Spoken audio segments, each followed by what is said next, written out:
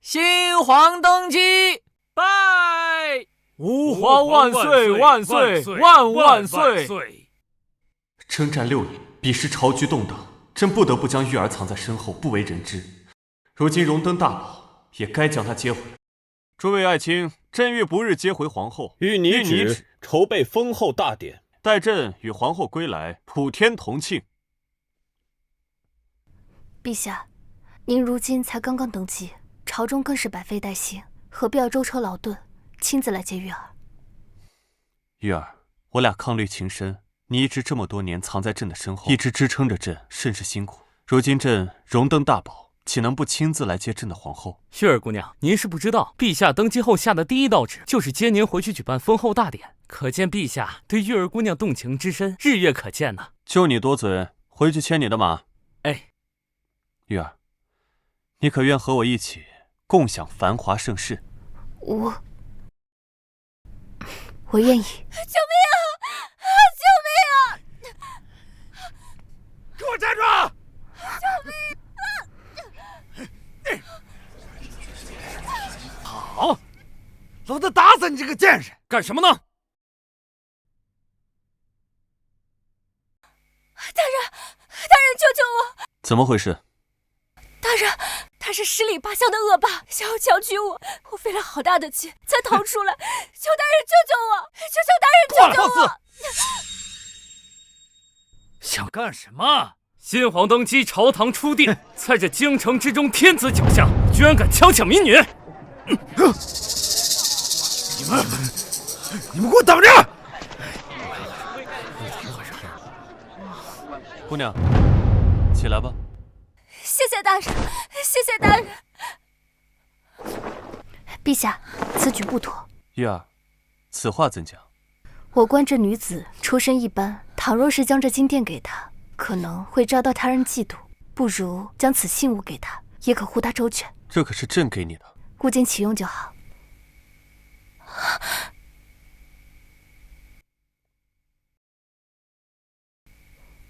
拿着。大人，这是……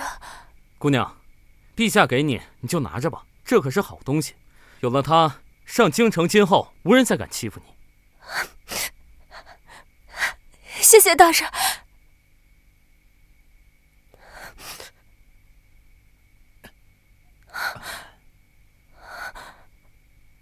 行。御赐，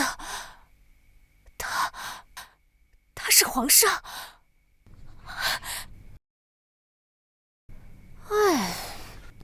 芊芊，你没做梦吧？这牌子真的是皇上御赐的。芊芊，你可是要富贵了呀！富贵？为啥？就因为这破牌子？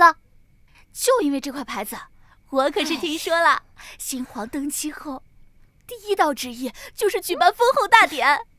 如今我们芊芊得了陛下青睐，御赐令牌。要我说，咱们芊芊是被陛下看上了，要封芊芊做皇后了。皇后？陛下肯定是看上我，让我做皇后，要不然他怎么会想赐我这令牌呢？可不是嘛，我的皇后娘娘。陛下这都用令牌明示了，你还愣着做什么？咱们赶紧入宫，以后芊芊你可就是锦衣玉食，母仪天下了。你看那儿，宫门重地，不得擅入。好大的胆子，竟敢阻拦皇后娘娘回宫！你们怎么了？不知道陛下刚刚回宫，吵什么呀？回公公，此女不但擅闯宫门，而且还自称是皇后娘娘。皇后娘娘？哪儿来的皇后娘娘？这是陛下御赐。没错，这正是陛下御赐给本宫的令牌。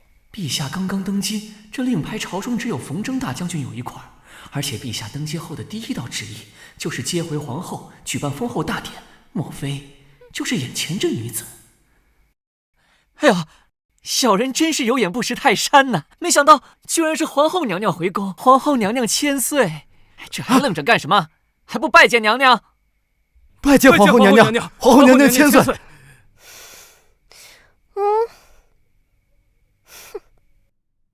玉儿，你看看，这坤宁宫中的一桌一椅、一草一木，皆是按照我们原先居住的地方打造的。就等玉儿你回来了。陛下，其实不必这么破费的，只要陛下心中有玉儿，玉儿就已经很知足了。陛下，陛下，户部尚书大人有要事禀报，已在大殿候着了。陛下，正事要紧，两清长久，又岂在朝朝暮暮？玉儿，那等朕忙完政务再来找你。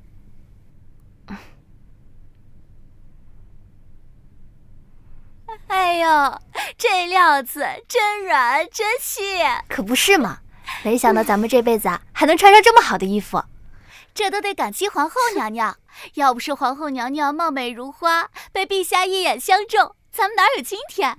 娘娘以后在后宫之中，可就仰赖娘娘您照顾了。好说好说啊，皇上呀，一眼能相中本宫，那是说明对本宫爱之入骨啊。等封后大典一结束呀，本宫也给你们安排2个贵妃当当，到时候随本宫入宫，一起统领6宫。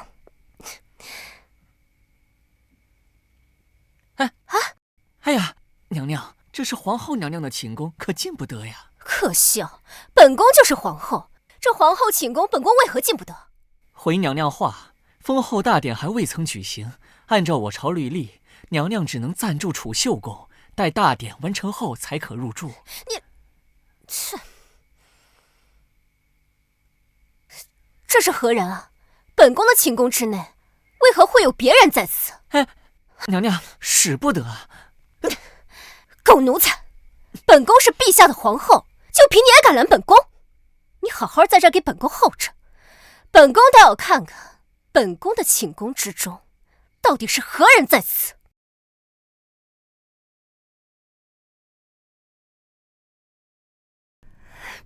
陛下这么早就回来了。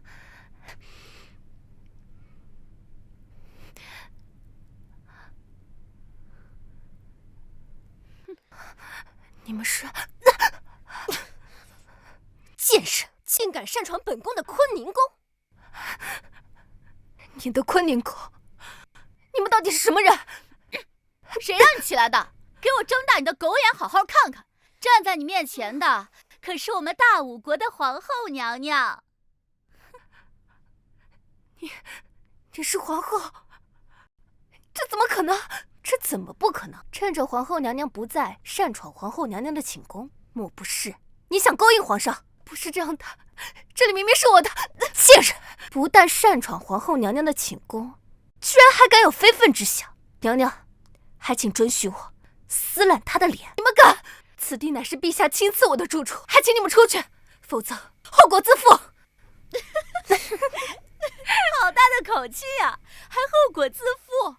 你不会真以为自己是个什么东西吧？可不是嘛，这还没勾引皇上呢，就如此傲慢无礼。这若是让他得逞，那还了得？本宫打眼一看，倒是有几分姿色，难怪想痴心妄想呢。不过可惜了，你要是在别的地方也就算了，可是这儿是本宫的寝宫，你居然敢在这儿想勾引皇上，企图侵占本宫的身份，当这6宫之主是吗？这痴心妄想的贱人，我们娘娘可是在人海中被陛下一眼选中的天赐之人，这贱人也配？若论容貌，这女人自然是比不上娘娘，但是我看她风采言之凿凿，信心满满的样子，想必是还准备了什么浪荡手段，想要勾引皇上。你什么你？要我说，这浪荡手段肯定就藏在她的衣服下面。娘娘，您觉得呢？切，一个偷偷进本宫寝宫的女人，本宫倒是也挺好奇的，她到底有什么狐妹子手段？既然如此，你们2个就把她的衣服扒光了，让本宫好好瞧瞧。是，你们要干什么？你们要干什么？别动！别碰我！别动！别碰我！放开我！住手！别碰我！别碰我！住手！我才是陛下亲赐的皇后。你说什么？你是皇后？没错，我陪着陛下南征北战多年，两情相悦，伉俪情深。今日陛下更是亲自接我入宫，这寝宫里的一草一木都倾注着我和皇上的感情。他要知道你们敢再次如此放肆，绝对不会放过你们的。编，接着编，还陛下亲自把你迎进宫的，怕不是你这贱蹄子得了失心疯了吧？胡言乱语！我看你这贱婢是想上位想疯了。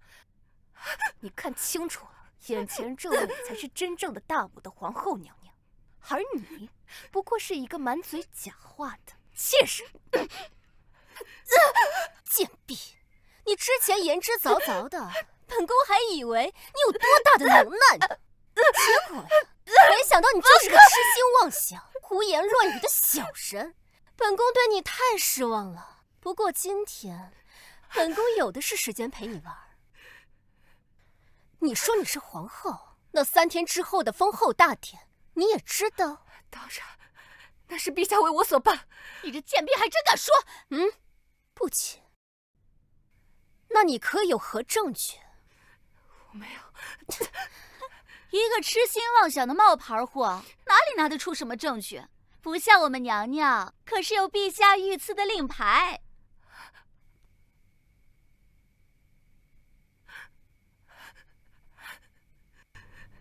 这令牌，没错，这令牌啊，就是皇上赐给本宫的。这正好证明了本宫正宫娘娘的身份，也证明了你这个贱人痴心妄想。不对，这令牌是今天早上在街上那块。你就是陛下所救的那个姑娘呀！没想到你这贱蹄子消息倒是挺灵通，居然连皇上什么时候把令牌赐给娘娘的都知道。看来确实是提前做过功课呀，难怪敢在这坤宁宫中企图冒充本宫呢。不是这样的，这令牌是我给你的。你个贱婢，还敢在这胡言乱语，真当本宫这么好说话是吧？春梅、夏竹，把他给本宫摁住，本宫今天要撕烂他这张乱说话的嘴。不要！不要！不要！放开我！你们快放开我！不要！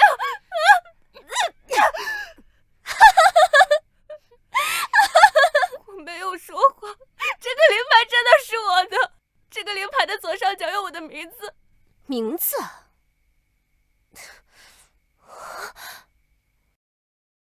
没错，这个令牌是陛下御赐，今天早上也是我让陛下给你的。我叫赵玉儿，这个令牌的左上角应该有一个玉字，足以证明这个令牌是我的。自己看看。还真是一派胡言！你给我看清楚，这令牌上哪有你说的名字？哼！怎么可能？明明之前还有啊！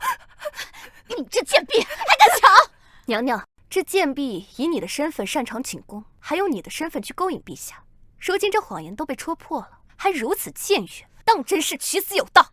常言道，这一入后宫深似海，谁能想到本宫入宫第1天就遇到了你这样的贱人？哼，这下本宫可得好好炮制你一番了，不然要是传出去啊，那别人都说本宫这6宫之主软弱无能，这可怎么办呀？春梅、夏竹，把他给本宫带出去。既然他招惹了本宫，就让他好好看看本宫的规矩。不要！不要！你们要干什么？你们想要干什么？放开我！放开我！放开我！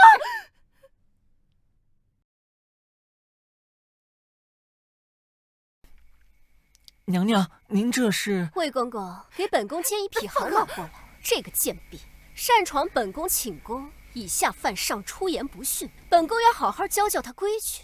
这，奴才这就让人去办。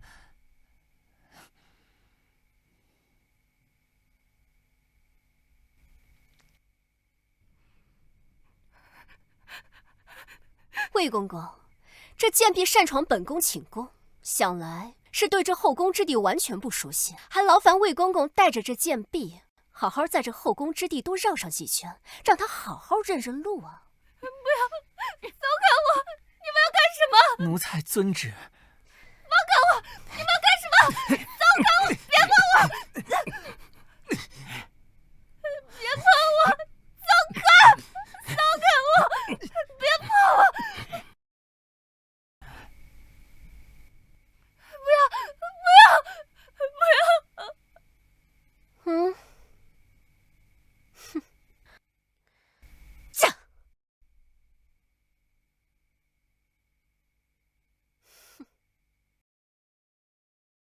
这脸也花了，身子也破败不堪。本宫倒是要看看你这残花半柳之身还怎么勾引陛下。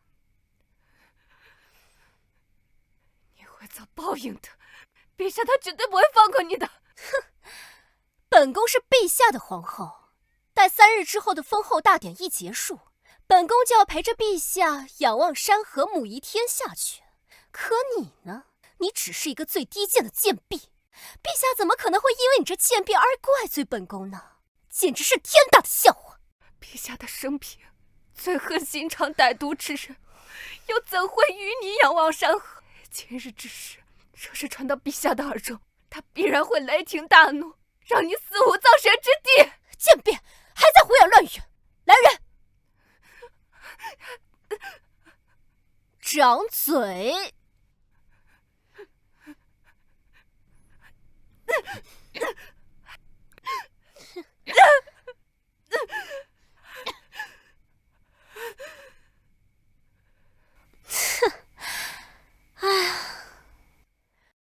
本宫之前倒是没发现，你这小贱蹄子的眼睛生得倒是如此好看。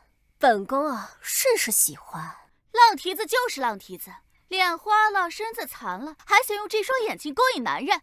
既然娘娘喜欢这双眼睛，那便把它献给娘娘吧。还愣着干什么？娘娘的话没听见吗？还不把这贱蹄子眼睛给挖了！不要！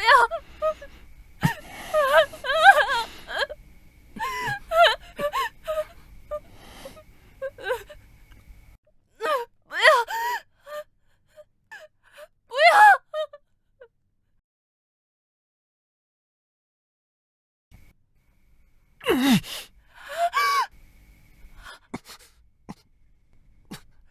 陛下，陛下，真没事，只是突然觉得心口好像突然缺了一块，好像什么重要的东西突然离朕而去了。难道是玉儿？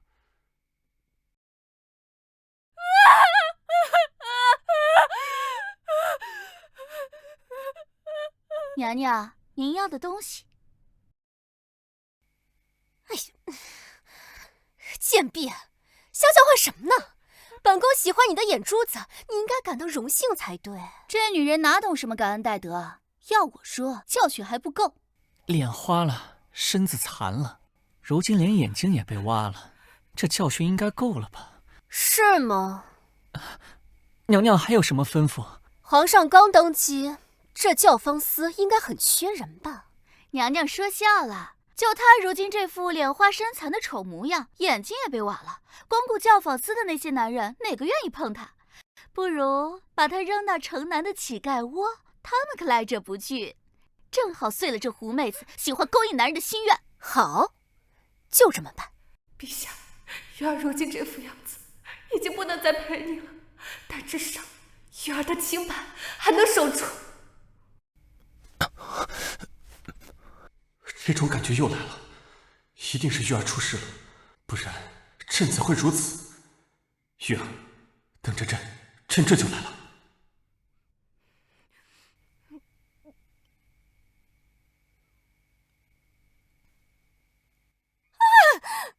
贱婢，本宫的衣服！来人，给我打，狠狠的打！哎呀！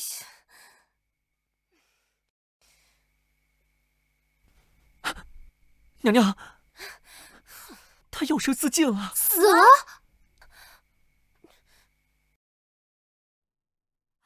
死就死了，慌什么慌？可是娘娘，我们这才刚进宫就弄死了人，只怕会引得皇上不悦。本宫可是皇上的皇后，再说了，皇上爱本宫入骨，别说是弄死一个贱婢，就算是本宫把后宫的天翻过来，皇上还是会照样疼爱本宫的。不过这贱婢死在寝宫的门口，真是太晦气了。来人，赶紧拖下去埋了。是。皇上驾到！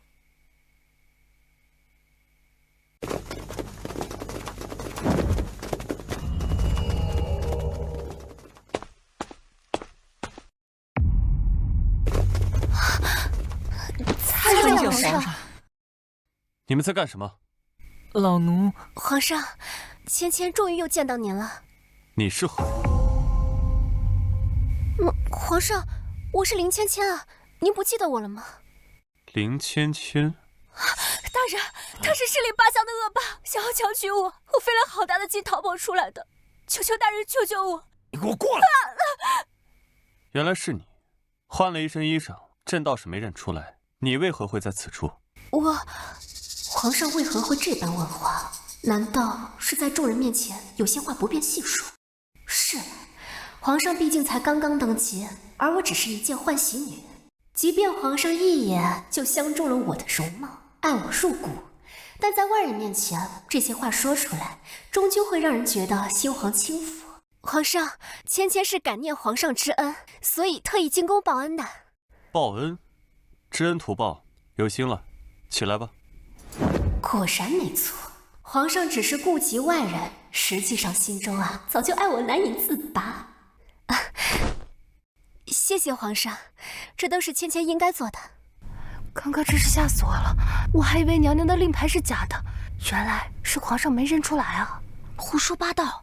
你没看到方才皇上看娘娘的眼神，满满都是爱意，分明是爱极了娘娘才是。而且我看方才皇上行色匆匆，肯定是刚刚知道娘娘入宫，迫不及待就要来见娘娘。此等情谊，当真是羡煞旁人。皇上，您这一路走来，想来累了，要不芊芊陪您进去坐一会儿吧？进去？你虽不是宫中之人，但此地乃是皇后的坤宁宫，你怎敢自作主张，不知礼数？进去？你虽不是宫中之人，但此地乃是皇后的坤宁宫，你怎敢自作主张，不知礼数？哎呀，娘娘，这是皇后娘娘的寝宫，可进不得。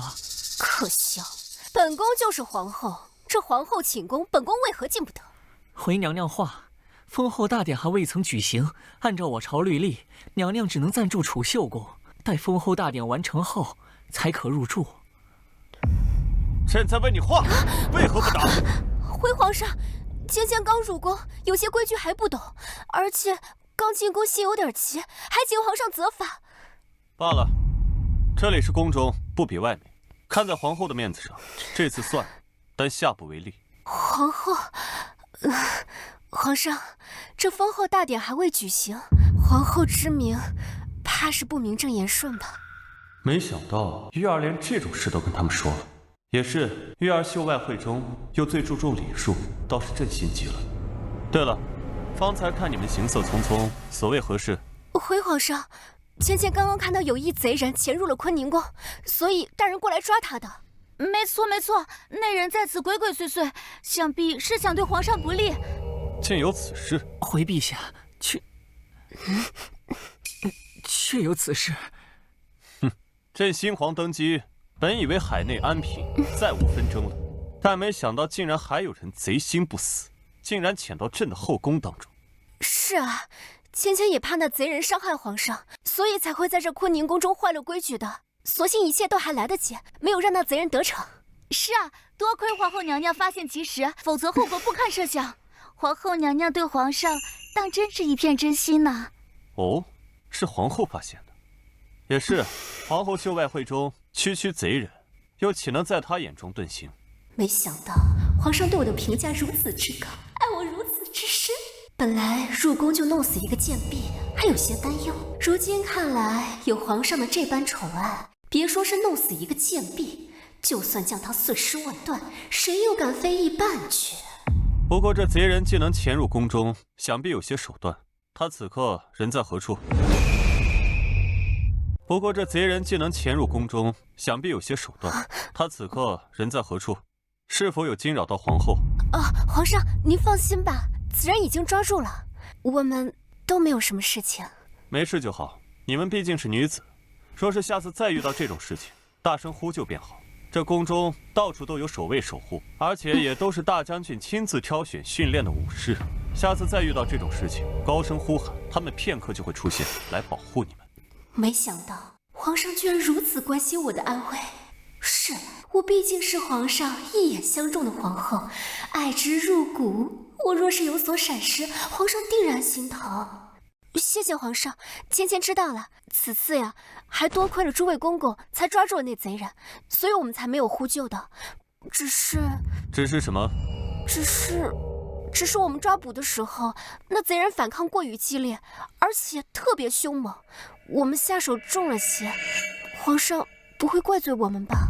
下手重了，难怪朕之前心口作痛，以为是玉儿出了事，看来便是因为这贼人罢了。这贼人前进宫中，定然是有些手段的，想必你们也是迫不得已。皇上明鉴，那贼人可是凶狠，差点就伤了皇后娘娘。什么？皇后可无恙？皇上请放心吧，我们并无大碍。无事便好。皇后乃是朕的挚爱，在朕心中，皇后的安危重于泰山。若是皇后有个闪失，只怕朕就要后悔终生了。皇上与皇后的感情当真深厚，让我们艳羡。那是自然，毕竟我们……罢了，不说了。方才你们说的贼人在哪儿？让朕亲自瞧瞧。竟然敢惊扰朕的皇后，朕绝不轻饶他。皇上，刚刚臣妾就想同您说呢。我们抓捕那贼人的时候，他反抗过于激烈，所以我们下了重手。现在他已经死了，就在那儿。死了？御前侍卫何在？在。皇上，这是做什么呀？这贼人能够潜入宫中，凶狠异常，定然不止一人，说不准还有帮手。御前侍卫，臣在。将这附近里里外外仔仔细细的搜索一遍，遇到贼人，格杀勿论，绝不能让皇后有半分危险。是。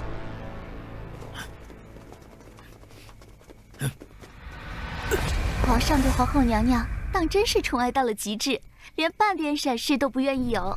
是啊，要是我们入宫之后能有娘娘1/10的宠爱，就知足了。现在本宫还只是皇后呢，皇上就如此疼爱本宫，等到时候本宫生下了皇嗣，再封为太子，到时候本宫就是这大武朝最尊贵的人了，到时候少不了你们的好处。但若是有什么非分之想，就别怪本宫对你们用手段了。那贱婢的后果你们也看到了。我们不敢。是啊，我们的一切都是皇后娘娘给的，以后在这后宫之中，必定为皇后娘娘马首是瞻。最好不敢，不然有些东西我既然能给你们，也能毫不费力地收回。启禀陛下，里里外外我们都搜过了，没有任何发现。是朕想多了吗？就算如此，宫中有贼人闯入，说明防备还是有疏忽的地方。朕命你们加派人手，皇后的安危不容有半点疏忽。陛下放心，臣已经安排下去。倘若贼人再敢来，必叫他有来无回。你觉得这贼人是什么来头？陛下，臣可以查探一番，说不定有什么线索。去。是。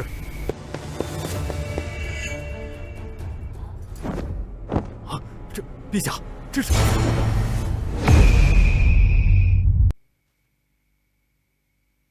竟然是名女子！陛下，臣查探了一番，此女子不会武功。不会武功？你说，闯入坤宁宫的贼子是名女子？皇上，您不会以为妾身是在骗您吧？确实，这贼人确实是女子，可正因为如此，才更要增加防范啊！是不是春梅下厨？是啊，我们怎敢欺瞒陛下？我们所言句句属实，绝不敢有半句虚言呢。陛下，老奴也觉得女子更加防不胜防。若是男子，所用手段不过正面搏杀或者暗杀，但在这后宫之中，多是女子，便是像老奴这样的太监，与寻常的男子身形样貌也有所区别，所以想要潜入守备森严的宫中极难。但若是女子的话，就不一样。此话怎讲？女子若处心积虑地想潜入宫中，可置换一个干净的身份，扮作宫女秀女，入宫难度比之男子要简单许多，即便不会用武，也可下毒，或者做其他手脚。启禀皇上，臣认为魏公所言极是，女子的确更难防范。朕初登大宝，事务繁多，但如今看来，这当务之急就是要将这宫中所有人员彻查一遍，把这尸体带走，免得放在这边惊扰了皇后娘娘。是。起来吧。刚才朕一时心急，错怪了你。谢谢皇上，皇上心里有芊芊就行。心里有你？你们怎么做事的？找死不成？陛下，这些奴才看见陛下龙威，喜不自禁，所以有些魂不守舍，还请陛下恕罪。还愣着干什么？赶紧抬走啊！不对，等等！陛下，是不是这些奴才惹您生气了？老奴这就把他们压下去。别说话了。皇上，您是不舒服吗？要不要妾身找人帮您过来看看？不对，太不对了。坤宁宫虽然是皇后寝宫，但是朕知道玉儿喜静，建造之初就选了这宫中最安静的地方。按理说，刚才外面动静这么大，玉儿应该听到，更不要说朕来的时候还有人通传。为何现在都不见了玉儿？皇上，你怎么了？别吓芊芊啊！你方才在这坤宁宫当中，可有发现什么异常？异常？除了刚刚死掉的那个贱婢以外，没有任何异常啊。那这内殿当中呢？内殿的门一直开着，也没什么异常啊。一直开着，难道是朕真的想多了？也是，玉儿从这一路开始舟车劳顿，难免会疲惫不堪。皇上，那便让他随朕一起去看看玉儿。朕没事，这里是皇后寝宫，不得大声喧哗。你随朕进寝宫。皇上到底怎么了？内殿？难道皇上是要……娘娘，你这是怎么了？皇上对本宫疼爱有加，本宫刚一进宫，就要宣本宫去内殿侍寝。侍寝？那当然了，这内殿就是休息的地方。皇上一直引本宫去内殿，不是侍寝还能是什么？本宫虽然得皇上看重，封为皇后，但是后宫佳丽3000，本宫一日不侍寝，终究还是有变数。只有侍寝之后，本宫才能真正成为皇上的女人。待封后大典一过，本宫便能受宠，入主坤宁宫，正式成为统领后宫的大武皇后。哇！皇上，等等我！陛下有所发现。陛下有所发现。哎呀！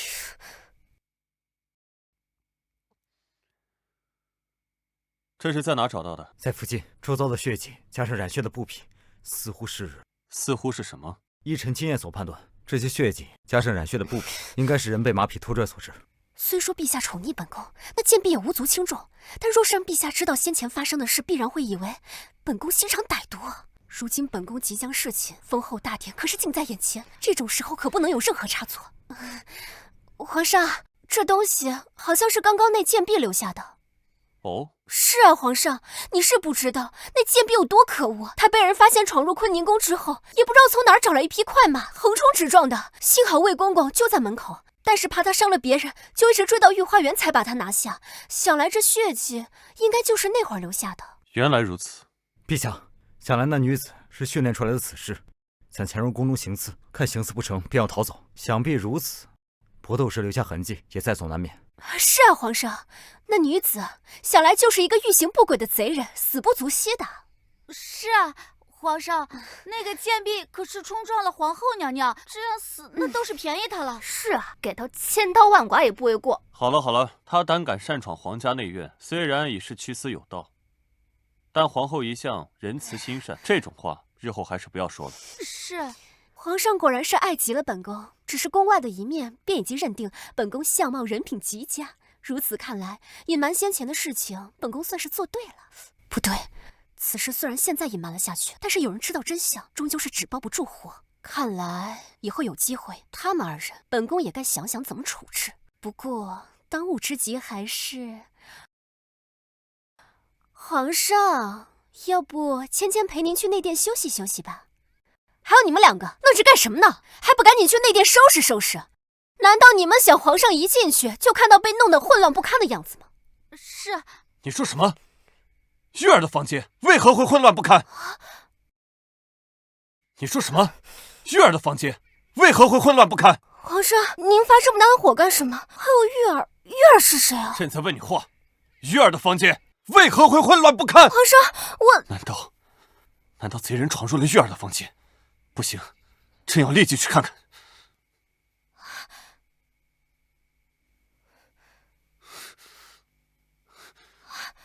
玉儿，你在哪儿？为何会如此杂乱不堪？玉儿，她到底在哪儿？皇上，这里都是那个擅闯坤宁宫的贱婢弄的。她弄的？玉儿呢？玉儿在哪儿？皇上，我在问你话。玉儿她在哪儿？皇上，您弄疼我了。还有，这玉儿是谁啊？是您之前养的宠物吗？放肆！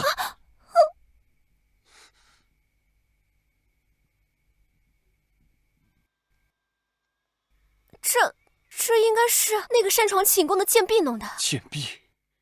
对啊，皇上，您到底是怎么了？那个贱婢而已，已经死了，您为什么因为她大发雷霆？而且那个玉儿到底是什么阿猫阿狗？不管她是阿猫阿狗还是什么，她是一个宠物，有芊芊陪着您还不够吗？阿猫阿狗？是啊，当时芊芊在处决那个贱婢的时候过于投入，而且那个贱婢当时太过狂妄，所以芊芊也没有见过。而且皇上您是不知道那个贱婢有多么可恶，她不仅擅闯寝宫，而且她还在临死之前大言不惭说自己才是皇后呢，真是可笑。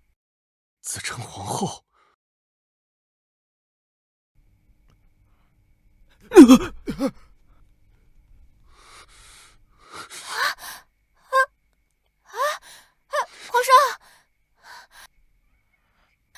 皇上！人呢？您这是怎么了？人呢？皇上，你说什么人？刚刚你们抬走那个人，他去哪儿了？臣糊了，就在御花园的池塘里。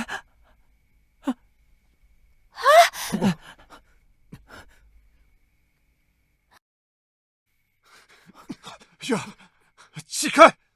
玉儿！陛下，您这在干什么呀？大将军，您正好来了。陛下从坤宁宫出来，口中一直喊着个女人的名字。女人的名字？什么名字？好像是玉儿。什么？玉儿！陛下！保证龙体啊！陛下，给朕放开！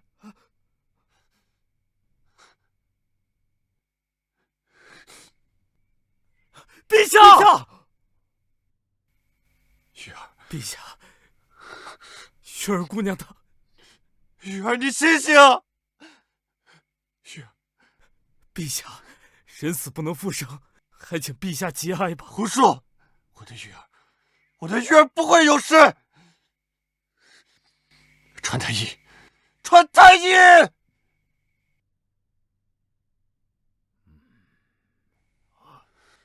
玉儿怎么样？陛下，皇后娘娘她已经气绝多时，无力回天了。混账！你竟然敢咒玉儿！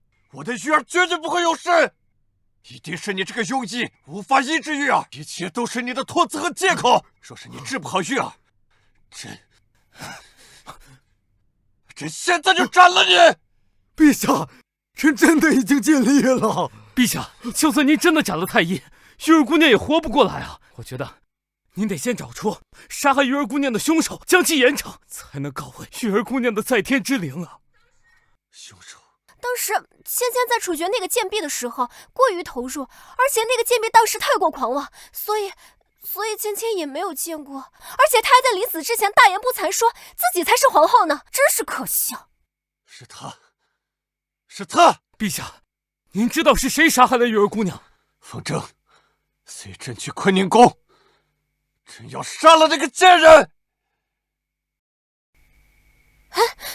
真是气死本宫了！娘娘，方才到底发生了何事？皇上不是召你进内殿侍寝吗？怎么突然又匆匆跑出去了？本宫哪里知道？方才一进内殿，皇上就一直念叨什么玉儿，也不知道是什么阿猫阿狗。你们方才在内殿中有发现什么吗？没见到啊，方才在内殿除了那贱婢之外，也没见过什么宠物啊。那为何皇上会如此大发雷霆呢？娘娘别急，既然是宠物，想必是皇上从小养到大，如今不见了，皇上发些脾气也是正常的。但是啊，宠物终究是宠物，娘娘可是皇后，是皇上心尖上的人，说不定等会儿皇上冷静下来，就会回来哄娘娘了。那是自然，本宫花容月貌，皇上只看一眼便被勾走了魂魄，对本宫爱之入骨。至于那阿猫阿狗，待本宫执掌6宫之后，再给皇上多养几只便是。娘娘，到时候你养的那些阿猫阿狗，可以给它们起名叫花儿、草儿。娘娘您亲自养的，定然比那个玉儿强上100倍、1000倍，而且可以讨得皇上圣心，落得一个善解圣意的名头。好，你说的不错，这个任务以后就交给你。娘娘放心，我一定给你办好。要我说呀，娘娘如今当务之急是赶紧梳洗打扮一番，静等皇上回来。之前皇上大白天的都想召您入内殿侍寝，若是一会儿皇上回过神来，看见娘娘您天人之姿，指不定魂儿都没了。本宫可不是那么好哄的。之前本宫就听说过，坊间有一传闻，古代有三顾茅庐的典故。本宫这次也一定要在坤宁宫中让皇上三顾茅庐一番再点头，不然岂不是让皇上轻看了本宫？不好啦！不好啦！不好啦！魏公公，你在那嚷嚷什么？没看到娘娘在这儿吗？若是惊扰了娘娘，担待得起吗？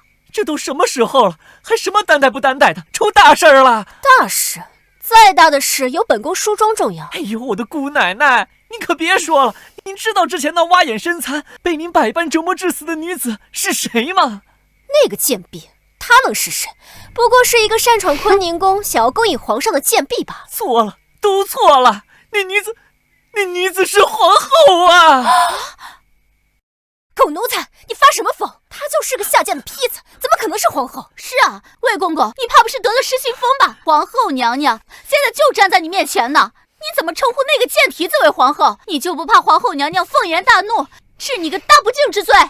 可是老奴刚才看见陛下将那女子从湖中救出，口口声声喊的就是皇后啊！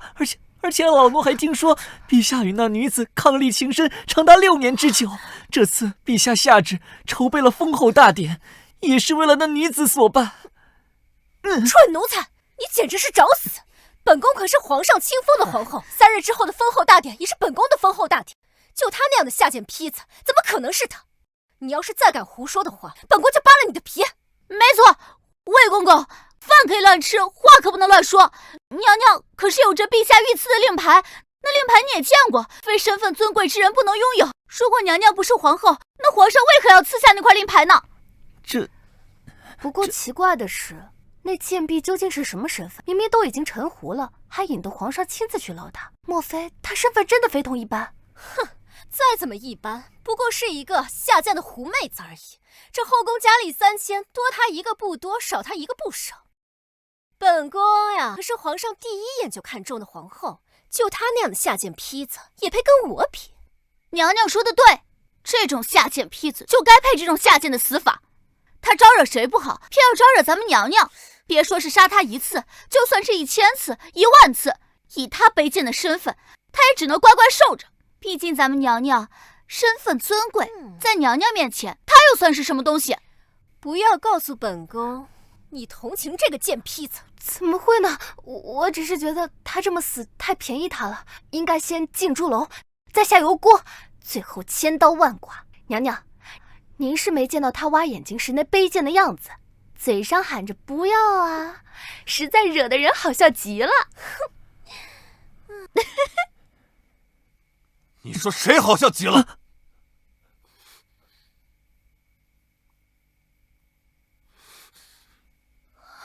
皇上，您这……你刚才说谁好笑？我刚刚说方才那贱婢。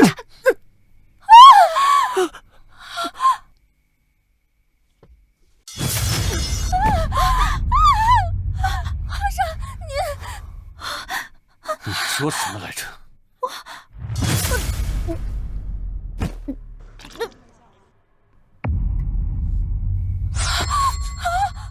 上，妾到底做错什么，才惹得您龙颜大怒？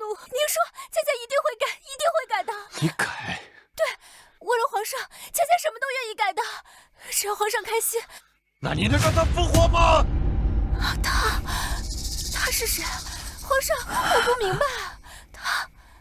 难道您说的是那个贱婢？皇上，你为了那个下贱的贱婢，居然对芊芊刀剑相向。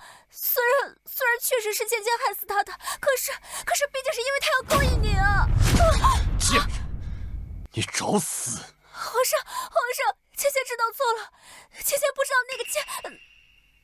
道那个贵人对皇上如此重要。如果芊芊知道的话，芊芊100个1000个胆子，芊芊也不敢动他的呀。可何况皇上，那个女的，她不是芊芊杀的，是她自己自尽的呀。玉儿是自尽？皇上，这是真的，芊芊没有骗您。芊芊刚入宫，怎么敢让宫中染血，让您龙颜大怒呢？真的是她自己自尽的呀。他说的可是真的？皇上，那女子确实是自尽而亡。皇上，您看，芊芊没有骗您吧？芊芊真的没有杀了他。玉儿，你为什么要自尽？何事？回大将军的话，太医院那边送来一份仵作的文书。仵作的文书？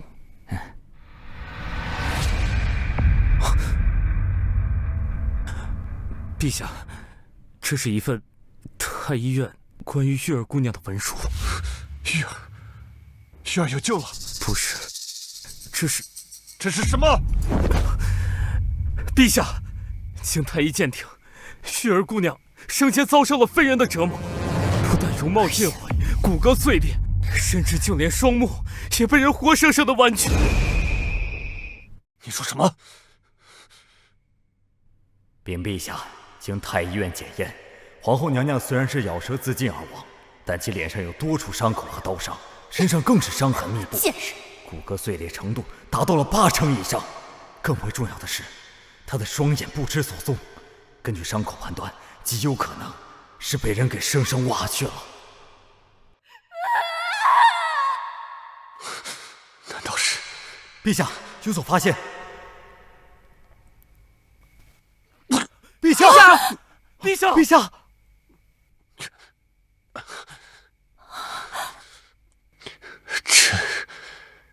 朕一时心软，把令牌给你，你又岂能来到宫中？都是因为你，玉儿怎么会？皇上，您这文书里边到底写的是什么呀？还有您刚刚说的话，芊芊怎么一句都听不懂啊？你不知道这是什么？好，朕告诉你，这是你将朕的皇后，将朕的玉儿害死的文书。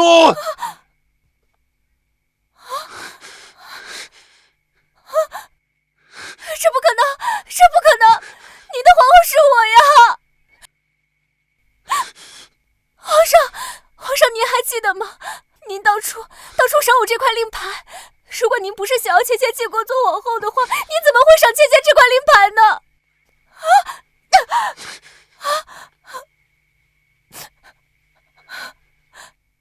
这令牌是玉儿让朕给你的，可是你却用这块令牌，用这块玉儿赐给你的令牌，害死了玉儿。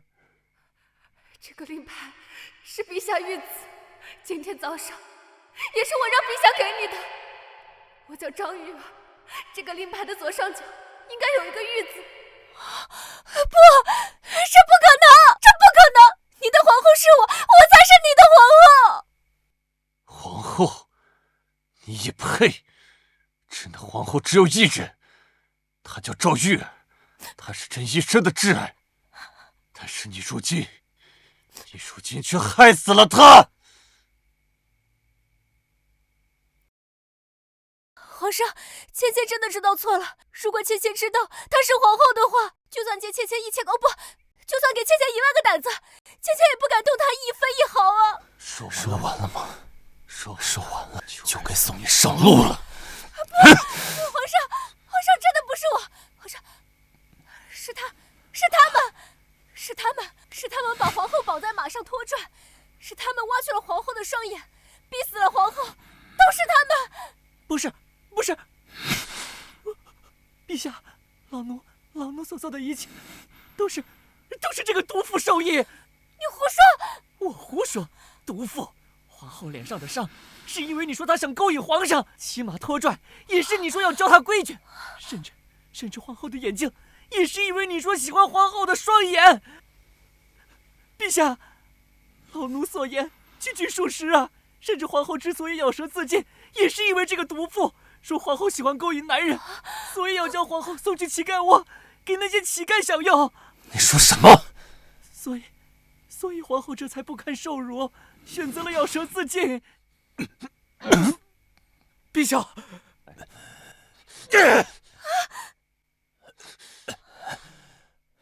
上，真的不是我杀的皇后啊！皇上，求求你，求求你！毒妇，你该死！你罪该万死！你竟敢这么对我的玉儿！陛下，传太医，快传太医！大将军奉朕听令，杀了这个毒妇，杀了这个毒妇，给玉儿报仇。是，陛下。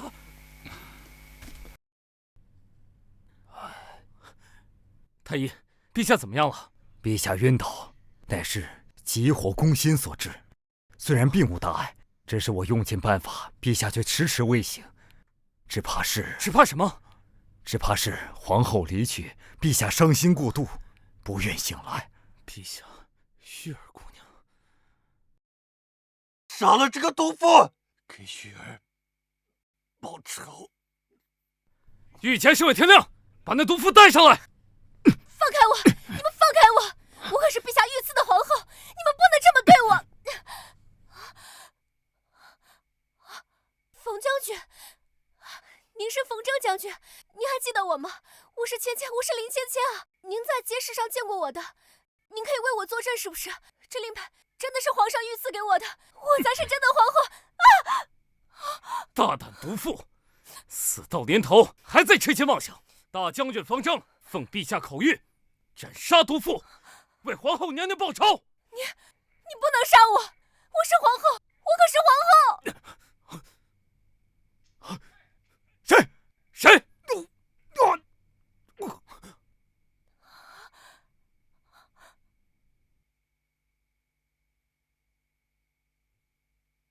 皇上，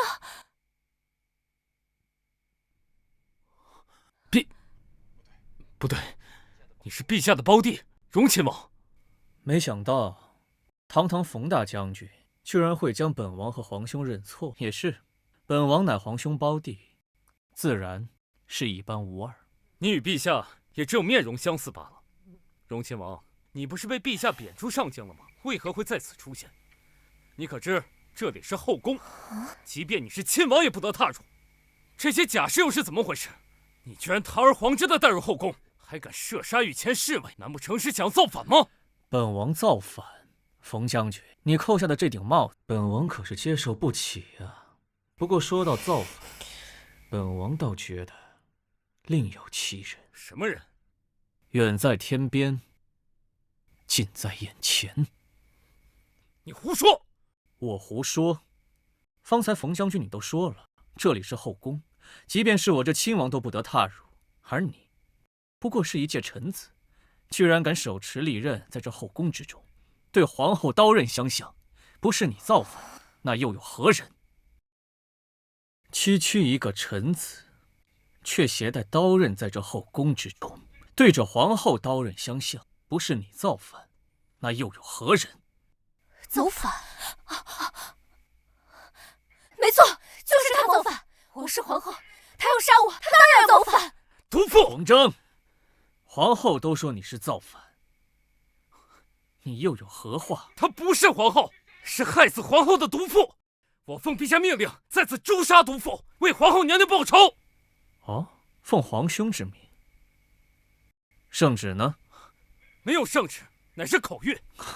口谕？那我去和皇兄证明。慢着，皇上在歇息，不得侵扰。冯征啊，冯征，你当真是为了谋反，不择手段。不过在本王看来，你先是谋害皇兄，又怕走漏消息，企图杀害知情的皇后，如此险恶用心，当真是罪大恶极。你胡说！我胡说？皇后都亲自证明了，我又岂能胡说？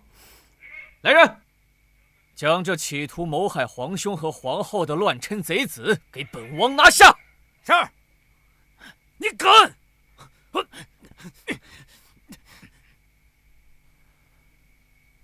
皇后还不跟上？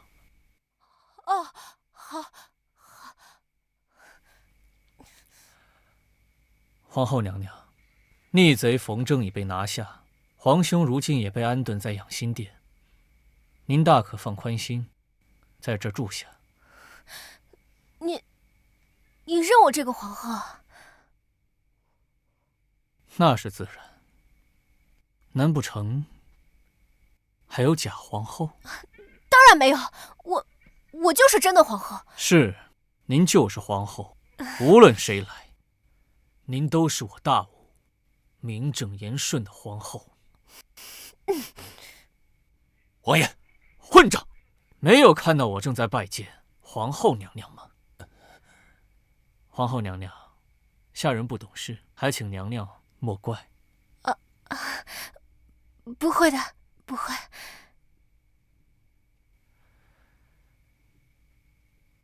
反贼虽然被抓，但皇兄仍在昏迷之中。这宫中仍有诸多事务需要我来处理，所以暂时就不再叨扰娘娘了。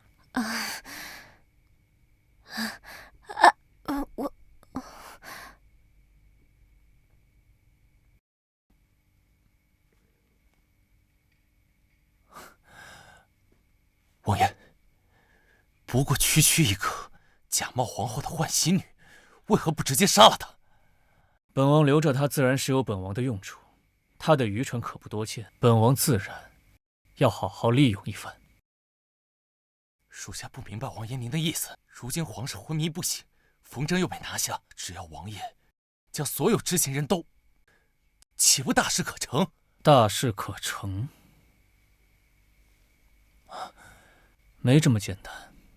皇兄征战6年，终成帝业，如今满朝文武皆是拥戴之人。若本王在此刻取而代之，那在满朝文武眼中，也终究只不过是一个乱臣贼子罢了。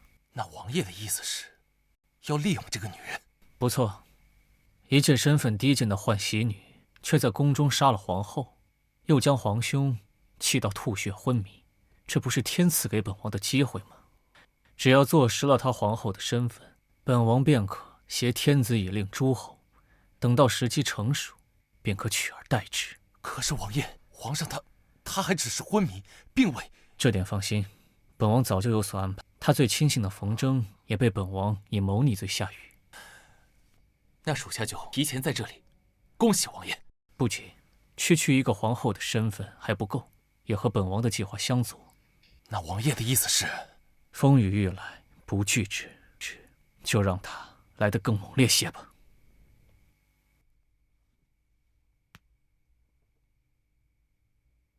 不要杀我！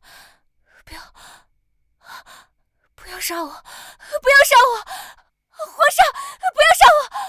不要杀我！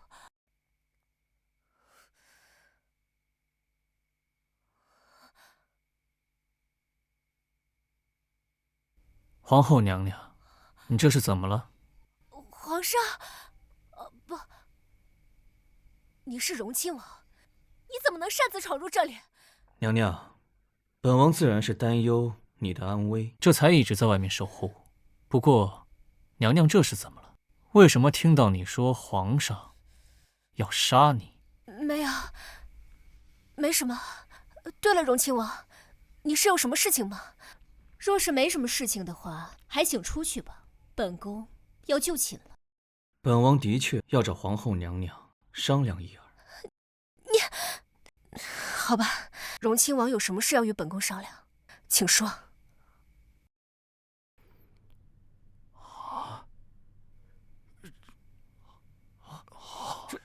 这怎么回事？如此大胆！皇后娘娘啊，她怎么来了？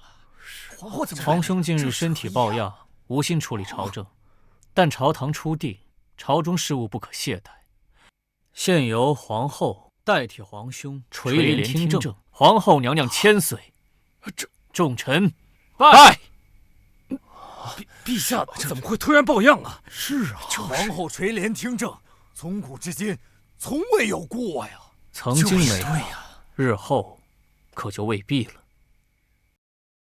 曾经没有，日后可就未必了。顾红，你可知道你在说什么？难道你想谋逆吗？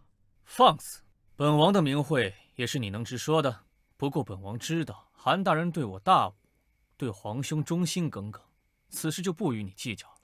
不过是谋逆二字，可不是本王。什么意思？将军冯征5日前率军攻入乾宁宫，欲行刺皇兄，已被本王拿下。什么？这怎么可能？怎么不可能？冯征行刺皇兄，本王亲眼所见，宫中侍卫皆可作证。只是本王虽然阻止了叛贼冯征，可是却晚了一步，让皇兄受伤昏迷。好在皇后无恙，这也是为何皇后要代替皇兄垂帘听政。哼，我不信！冯征和陛下亲如手足，更是为陛下征战沙场多年，出生入死，他怎么会谋逆？韩大人，你也说了，冯征与皇兄亲如手足，但荣华富贵动人心，就算他们曾经再怎么亲密，也不是手足。而本王和皇兄，才是真正的手足，血脉至亲。冯征谋逆，乃本王亲眼所见，证据确凿。韩大人这般，难道与这逆贼冯征同为一党？胡说！我对陛下赤胆忠心，我又怎么会谋逆？韩大人自然不会，否则此刻又怎会站在这儿，不是吗？你，荣亲王，就算陛下身体抱恙，也不可让一女子垂帘听政。是啊，就算她是皇后也不可，更何况这封后大典都未曾举行。非常时期行非常之事，方才本王也说了，朝堂初定，国不可一日无主。难道尔等想要看到皇兄苏醒之时，朝堂一片混乱，百姓苦不堪言吗？哦，对，本王还有一件事忘说了。如今皇后代表的可不单单是她自己一人，还有太子殿下。太子？这怎么可能？陛下征战沙场多年，又刚刚登基，我等从来没听说过有什么太子殿下。是啊，我也没有听说过呀。但如今，皇后娘娘已经身怀龙嗣。这怎么可能啊？没错，本宫现在肚子里已经有了皇上的骨肉。皇后居然已经身怀龙嗣了！这，想必诸位也知道，我皇兄征战6载，为我大武打下了这片江山，是何其不凡呀！如今皇后福星高照，怀上了我皇兄的血脉，为我大武后继有人了。皇后怀了龙嗣，乃是我大武兴旺之兆啊！哎呀，是啊，大武，陛下有后陛下有后了，这可是大喜事儿啊！哎呀，真是好！诸位，太好了！朝堂上的诸位皆是心忧我大武，本王可以理解。如今皇后娘娘身怀龙嗣，试问这垂帘听政一事，诸位大人是可行还是不可行啊？这极少啊！这想必诸位大人都已经有了决断。既然如此，我等慢着。韩大人，你还有何事？此事不对。不对？有何不对？众所周知，陛下征战6年，为我大武打下了万里江山，更是在刚刚不久登基为帝。不知诸位大人忘记了没有？陛下登基的第一道旨意，就是接皇后进宫，举行封后大典。皇后进宫不久，陛下就因冯征谋逆受伤昏迷。请问，在这种情况下，皇后是如何怀上龙嗣的？这是啊，会不会是在进宫以前呢？更不可能。陛下征战6载，虽然韩某虽未一直跟随，但陛下与臣说过，江山未定，如何成家？若不是如此，皇后又怎么会在陛下身后深藏这么多年，不被外人所知？直到陛下登基之后，还被接回宫里。如此看来，陛下在登基前，皇后与陛下聚少离多，我根本不可能有后确有。哎呀，是啊，是啊，确实。皇后娘娘，荣亲王说的在韩大人所说，不知二位作何解释？解释？本宫可是皇上御赐的皇后，需要向你这位臣子解释什么？皇后不是不想解释，而是根本解释不通吧？放肆！我看你是找死不成？臣为了大武社稷，为了殿下，臣不畏生死。反了！来人，将这佞臣拿下！是。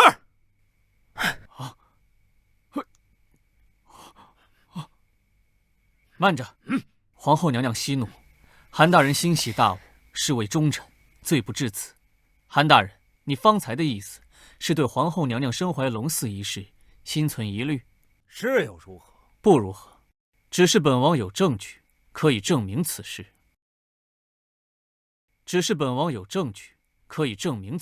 证据？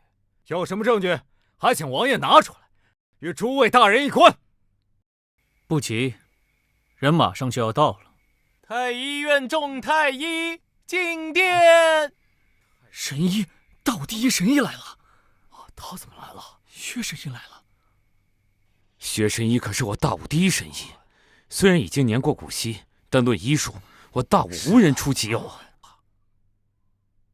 王爷，薛神医，今日早朝，诸位大人对于皇后娘娘已怀上龙嗣一事还有疑虑，不如就由你来为诸位大人分说一二。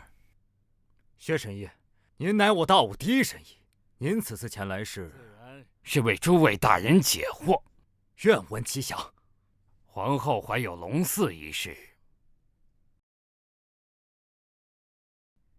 的确属实。那真有太子了。什么？你让本宫去侍寝？怎么，皇后娘娘不愿意？那倒不是，只是如今皇上在养心殿昏迷不醒，这让本宫如何侍寝啊？那这就要看娘娘自己的本事了。可是，娘娘，本王只是建议，怎么做，要不要做，这都要看娘娘自己。后宫佳丽3000，娘娘虽是皇后，但这封后大典尚未举行。皇后娘娘这个位置，名不正，言不顺。况且，您现在是皇后娘娘，若是皇兄醒来，你是还是不是，那就不得而知了。如今太医和宫女都已经在门外候着，送去养心殿的轿辇也已经准备好了，还请皇后娘娘尽快决断。皇后之位是我的，谁也抢不走。如果有了龙嗣，即便是皇上也不会轻易动我。本宫想好了，来人，起驾养心殿。薛神医，此事可容不得半点马虎。皇后怀有龙嗣一事，您真的确定？要知道，陛下如今的情况，这怎么可能啊？韩大人，皇上只是昏迷，并不是不能人道。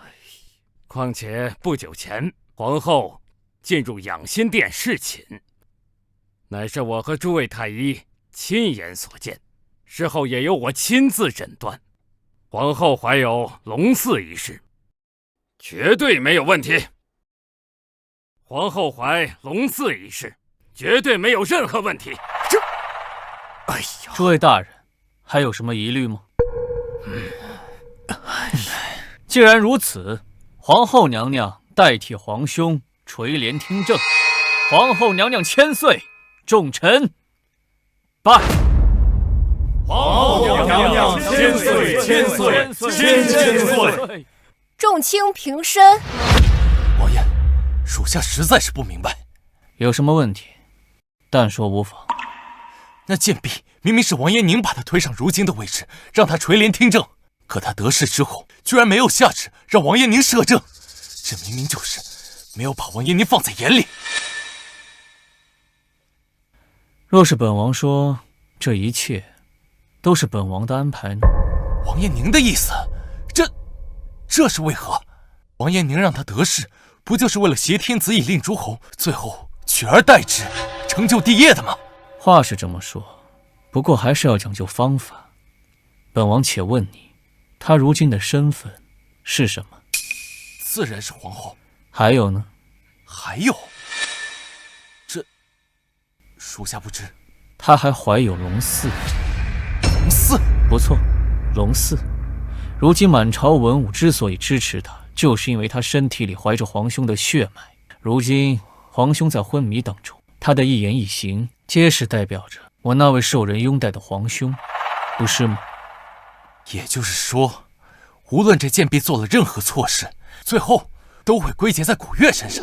不错，而且在满朝文武眼中，这位皇后是皇兄选的，这孩子也是皇兄的。若是我们这位皇后做了什么愚蠢的事，到最后也是我这位皇兄的责任。而且这贱婢出身低微，又愚蠢至极，面对繁杂的政务，满朝的文武怎会不出错？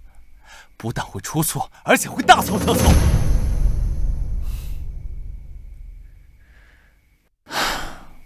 气疯了！气煞我也，真是气煞我也！刘大人，您这是怎么了？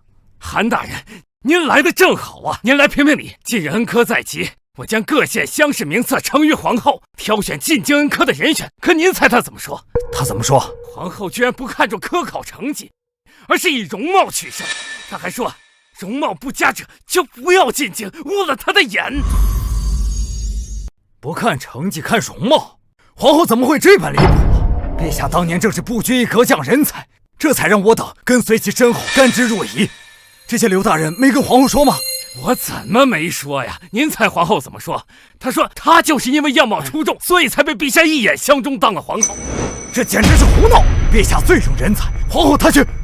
哎呀，这简直是本末倒置！不行，我现在就和你再去面见皇后。走。娘娘，您带着凤钗可真好看。你就放眼咱们整个后宫，哦不，咱们整个大武，也就我们娘娘这倾国倾城的姿色，才配得上这凤钗。那是自然。如若不是，本宫又怎会一进宫就成为六宫之主呢？皇后娘娘，吏部侍郎刘大人和户部尚书韩大人求见。吏部侍郎？本宫不是刚把他轰走吗？怎么又来？切！还有那个姓韩的，上次在朝堂之上就总和我作对，他来做什么？娘娘，那咱们见是不见？不见。娘娘说了，不见。和两位大人说了，若是见不到皇后娘娘，他们就跪着不离开。那就让他们跪着。本宫正在梳妆，等什么时候有空了，再搭理他们吧。两位大人也听到了。岂有此理！恩科乃国家大事，何等重要，居然说他正在梳妆。韩大人，让您候着就候着吧，总比不见的好。韩大人，算了，等着吧。唉，小华，本宫乏了，熄灯伺候本宫就寝吧。可是娘娘，韩大人和刘大人还在外面候着呢。那两个家伙还在外面呢。奴才刚刚去看了，还在。真是麻烦。罢了，将他们宣进来吧。是。娘娘有旨，宣韩大人和刘大人进殿。韩大人，没事吧？臣户部尚书韩立，臣吏部侍郎刘墉，参见皇后娘娘。娘娘千岁。行了，起来吧。谢娘娘。你们有什么事情啊？如若不太重要的话，本宫啊，今日有些乏了，要不我们明天？娘娘，恩科一事事关国运，耽搁不得呀。恩科？此事今日不是已经跟刘大人说过了吗？可是什么？难不成你是对本宫的决策有所不满？没有，不敢，只是还是臣来说吧。启禀娘娘，恩科乃我大吴国选取人才之根本。自陛下登基以后，陛下就立下了不拘一格降人才的规定。可现如今，娘娘却罔顾陛下之意，以容貌优劣进行筛选，实在什么？觉得本宫太过愚蠢，觉得本宫说的不对。臣不敢。最好是不敢。至于以相貌优劣筛选，那完全是因为当初本宫就是因为容貌过于出众，所以才被皇上一眼看中，当了这6宫之主的。这怎能一概而论呢？怎么不能一概而论？韩大人，你没听说过一句话吗？相由心生。这相貌出众的人呀，必定心地善良，而且呀，内有乾坤。相反，那些相貌粗鄙之人，内心啊，绝对只是一团草包。行了，此事本宫已定了，你们就按本宫的吩咐去办吧。是，臣领旨。韩大人还有什么事吗？回娘娘，臣确实还有一事。如今正值旱季，北方一带旱灾严重，寸草不生，百姓生活是苦不堪言呐。还请皇后娘娘恩准朝廷拨款，以解百姓燃眉之急。拨款需要多少？300万两足矣。什么？300万两？不错，臣已经算过了。按目前的国库的情况，可分6次调拨，再加上开仓放粮，就可以。哎，打住！不仅需要300万两，还要开放粮仓，本宫哪来那么多钱啊？哎，不准，坚决不准！娘娘，您说什么？你耳朵是聋了吗？本宫说了不准，那就是不准。不过是一个干旱而已，哪能需要那么多钱？真当本宫的钱是大风刮来的？这300万两，臣也没有让娘娘出的意思，而是从国库。国库？怎么？国库的钱就不是本宫的钱了？国库是皇上的，而本宫是皇后，那自然国库的钱也就是本宫的了。可现在北方旱灾严重，如若不及时赈灾，那百姓必然暴动。陛下刚刚登基不久，此时如果百姓暴动，那岂不是要动摇我大吴国之根本？若是如此，那娘娘该如何向陛下交代？这事儿只有你说的那么严重？若及时赈灾，自然不会；倘若延误，恐怕比臣说的还要严重。哎呀，好了，本宫知道了。不过嘛，这300万两是不可能的，开放粮仓也是不行的。那没有钱粮，如何赈灾呀？这还不简单？本宫呀，现在就拟一道旨，不是没有粮食吗？既然没粮食，那就吃肉呗。什么吃肉？对啊，这干旱影响的不是粮食的收益吗？又跟那些家禽没有任何关系啊。你说我说的对吗？哦，对，皇后娘娘温柔贤淑，说什么都对。荒唐，简直是荒唐至极！你这话什么意思？你是觉得本宫说的不对？何止不对，简直是愚蠢至极！没有粮食可以吃肉，何不食肉糜？混账！你简直是在放肆！放肆！我不但要放肆，我还要骂你呢！你胸无点墨，鼠目寸光，陛下怎么会看上你这种愚蠢至极的庸碌妇人？我堂堂的大吴国，怎么会有你这种庸碌妇人做皇后啊？反了，简直是反了！来人，给我把他拿下！韩令以下犯上，给他拿下，注意极刑！娘娘不可呀！韩大人是我大吴国国之栋梁，杀不得呀！怎么，你也想跟他一起去死？好了，刘大人，和这种狂妄自大的庸碌妇人有什么可说的？只可惜我堂堂的大吴国，竟然要毁在你这种庸碌妇人的手里啦！娘娘，给本宫拖下去，本宫拖下去！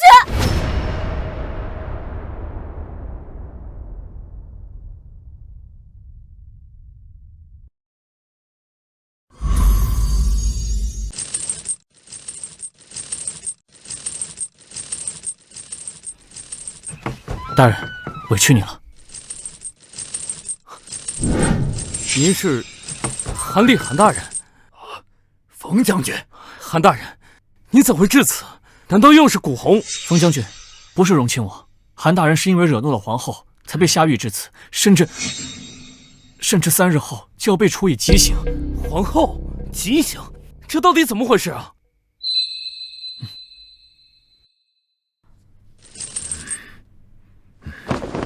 冯将军，我的事情先放一边，还请冯将军先回答我一个问题，可好？韩大人，请问，冯将军，你可有谋反？我谋反？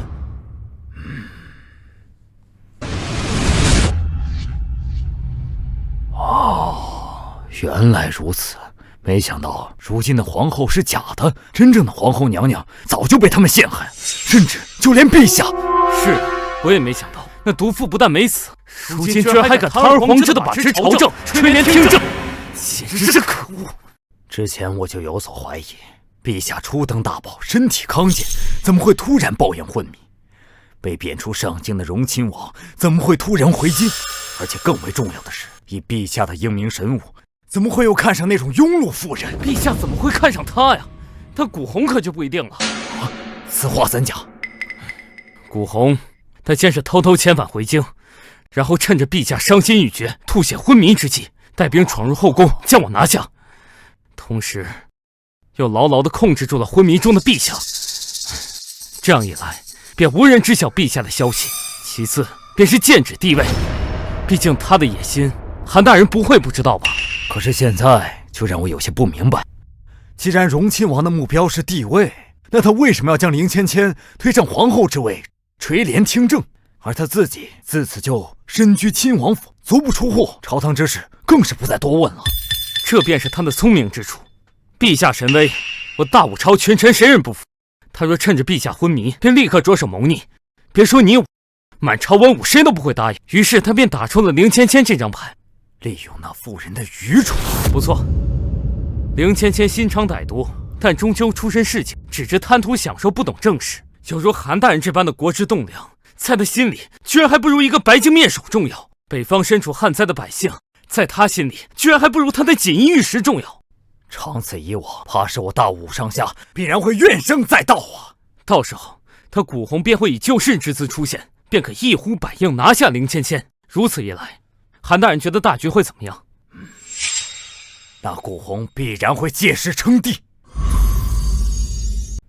古红居然想借势称帝，这是在断我大吴的根基，他怎敢如此啊！财帛况且动人心，更何况是地位呢？他古红的所作所为，只不过是为了推翻陛下，谋朝篡位。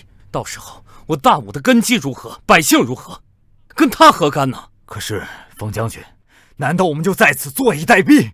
毕竟陛下还在古红手中，他若得逞，会不会……古红纵使千般百计，但只要有一样东西没有到手，他便不会轻易谋害陛下。什么东西？兵权。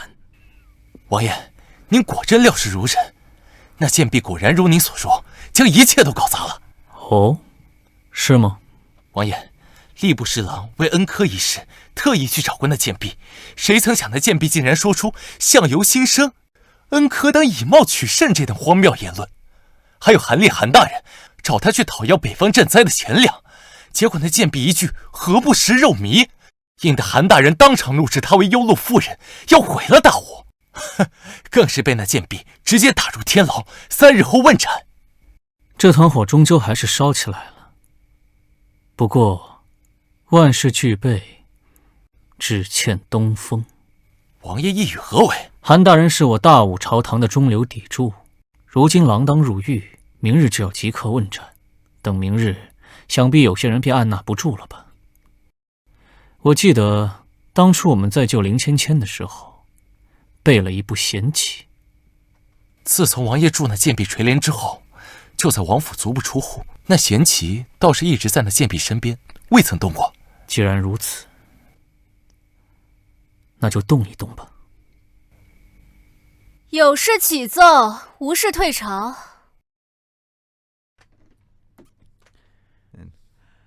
皇后，臣听闻韩大人昨日被下天牢，甚至3日后要问斩。不知可有此事？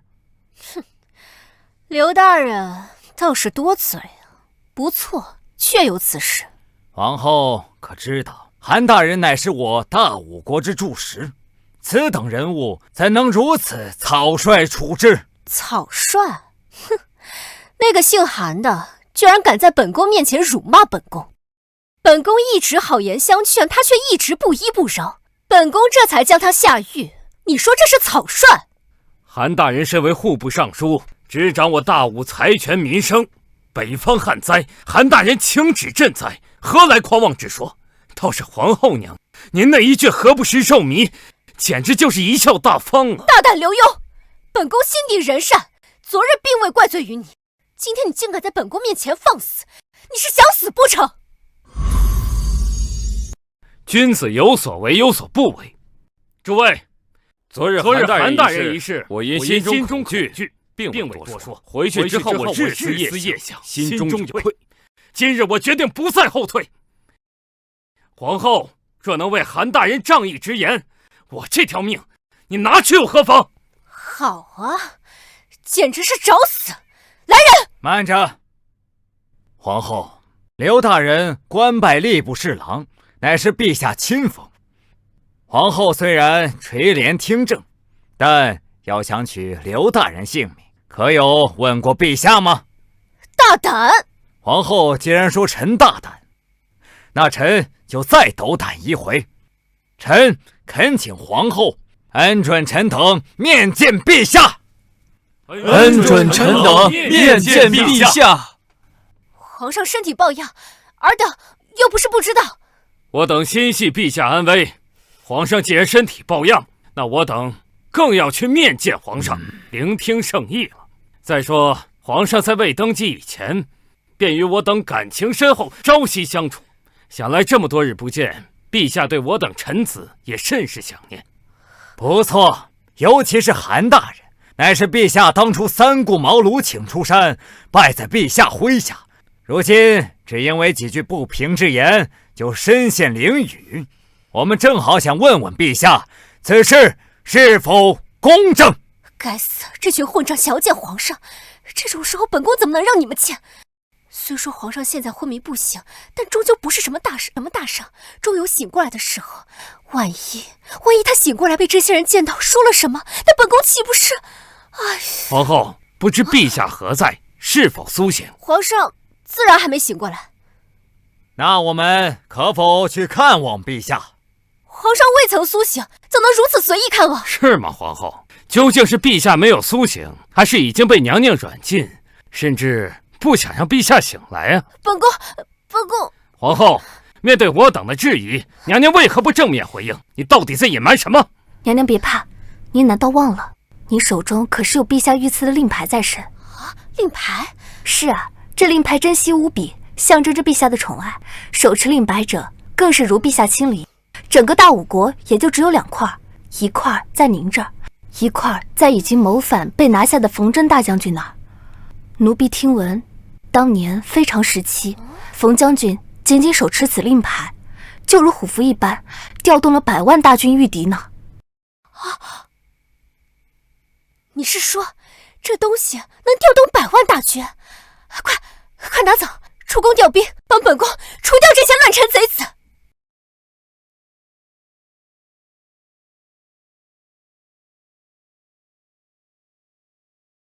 王爷，令牌已经拿到了。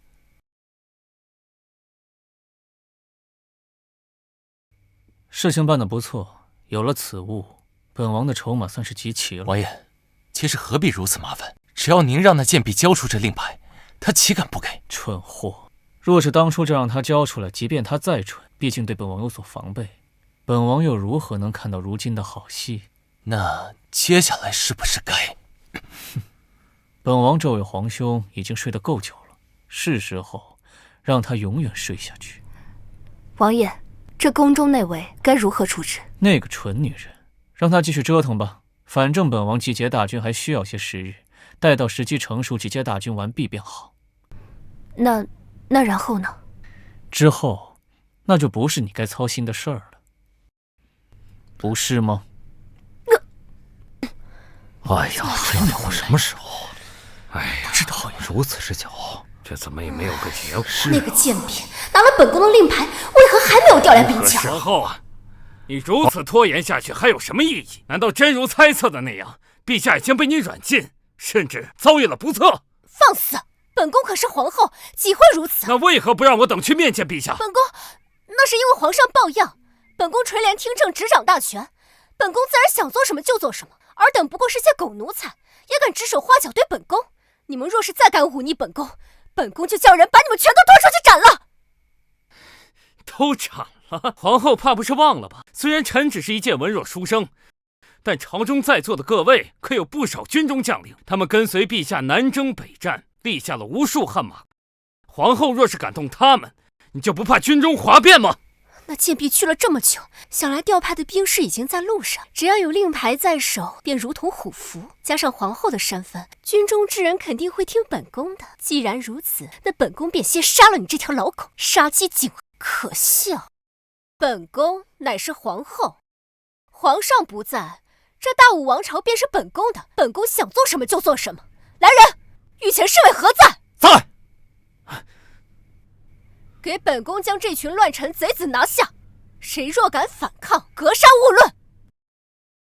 给本宫将这群乱臣贼子拿下，谁若敢反抗，格杀勿论。是。皇后，这我等只是要面见陛下，何罪之有？何罪之有？冒犯本宫难道不就是罪吗？来人，给我拖下去，全都给斩了！皇后不可呀！刘大人他们与我大武，功劳巨大，怎可如此啊？怎可如此？本宫是皇后，自然想干什么就干什么。本宫想让他们死，他们就得死。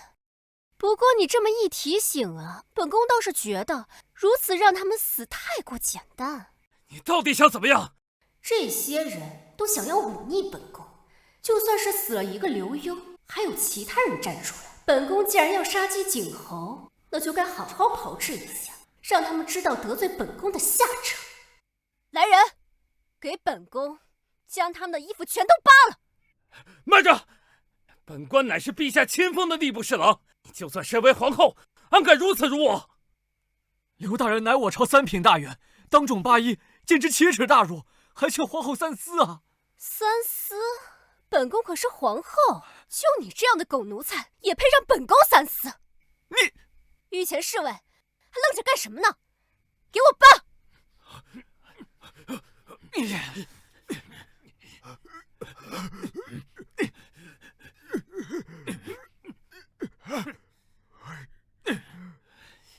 接下来，爬到本宫的面前，当着文武百官说：“你们错了，以后再也不敢忤逆本宫了。”你做梦！是啊，我知道刘大人不怕死，但是不知道刘大人的家眷怕不怕死。你什么意思？没什么，只是本宫突然觉得，只让刘大人你们几个男子在这里过于单调了。要不本宫现在就叫人把你们家中女眷叫来，也在这金銮殿上宽衣解带，与几位大人一起上演夫妻情深、相濡以沫的戏码，如何呀？你敢！刘大人，你猜本宫敢不敢？爬还是不爬？本宫把机会都给你们，就看你们是如何选择了。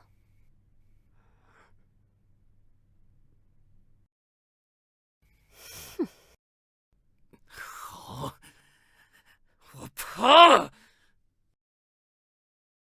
好，我爬。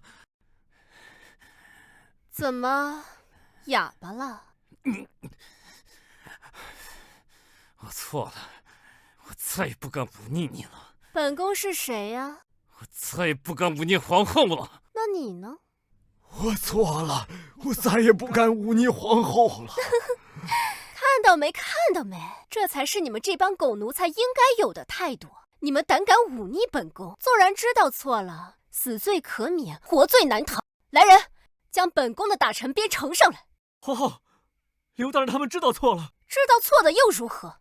本宫说了，死罪可免，活罪难逃。今天他们胆敢忤逆本宫，如果这次不好好惩治这几位奴才，万一有下次、下次呢？对你们这样的狗奴才，如果不好好惩罚，怎会知道错？怎能证明本宫的凤威呢？本宫要的大臣鞭呢，还不赶紧拿出来！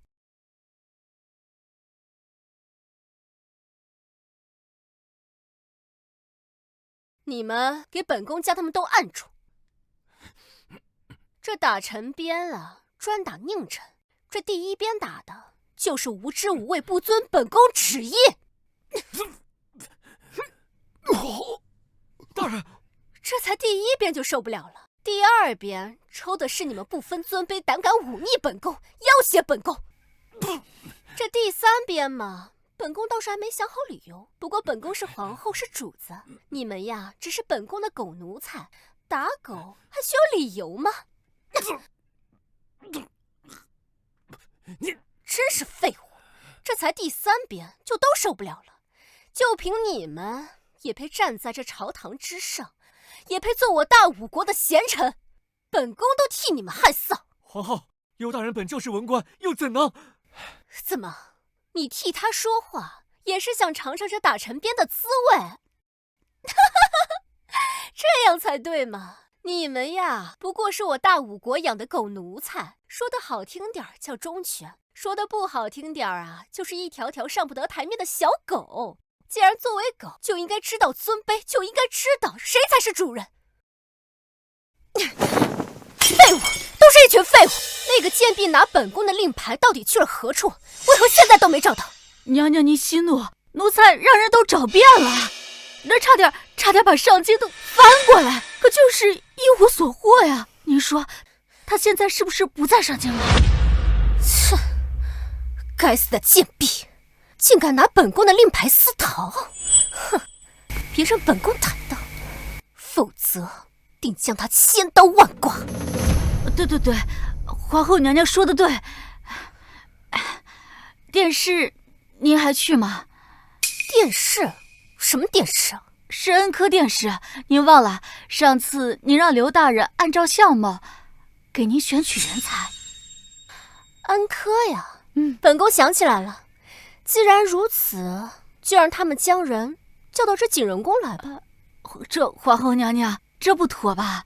这景仁宫地处后宫，男子不能进入。本宫让他们过来，就让他们过来。本宫乃六宫之主，连这点事情都做不了决定吗？可是什么可是？就按本宫说的去做。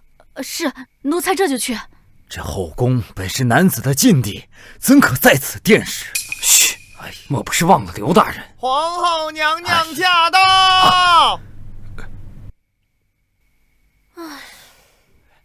参见皇后娘娘，娘娘千岁！都起来吧。谢皇后娘娘。将人都带上来吧。是，娘娘。娘娘有旨，宣今日参与殿试的举人上前。拜见皇后娘娘。你们将头抬起来。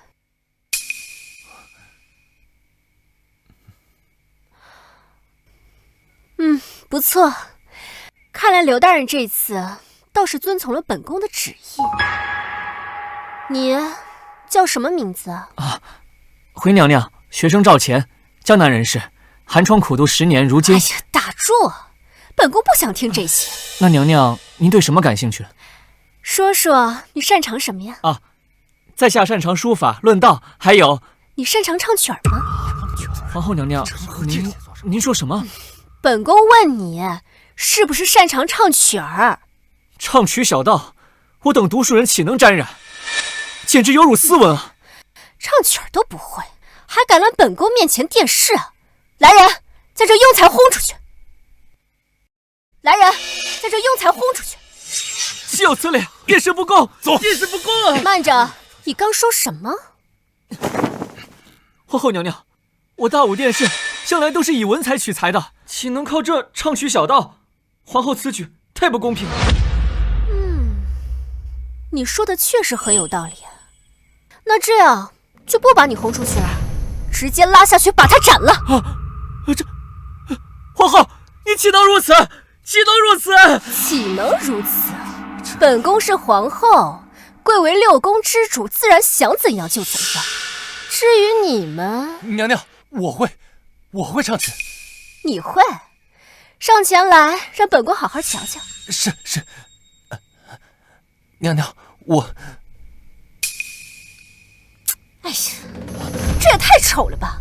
这长得这么丑，居然还敢在本宫面前捂着本宫的眼睛，这个也拖出斩了！娘娘，拖出去！娘娘饶命啊！我会上去！娘娘饶命！那你们皇后娘娘饶命！皇后娘娘饶命啊！放手！本宫又不会吃了你们。其实说实话，你们3人的长相倒是挺有特点。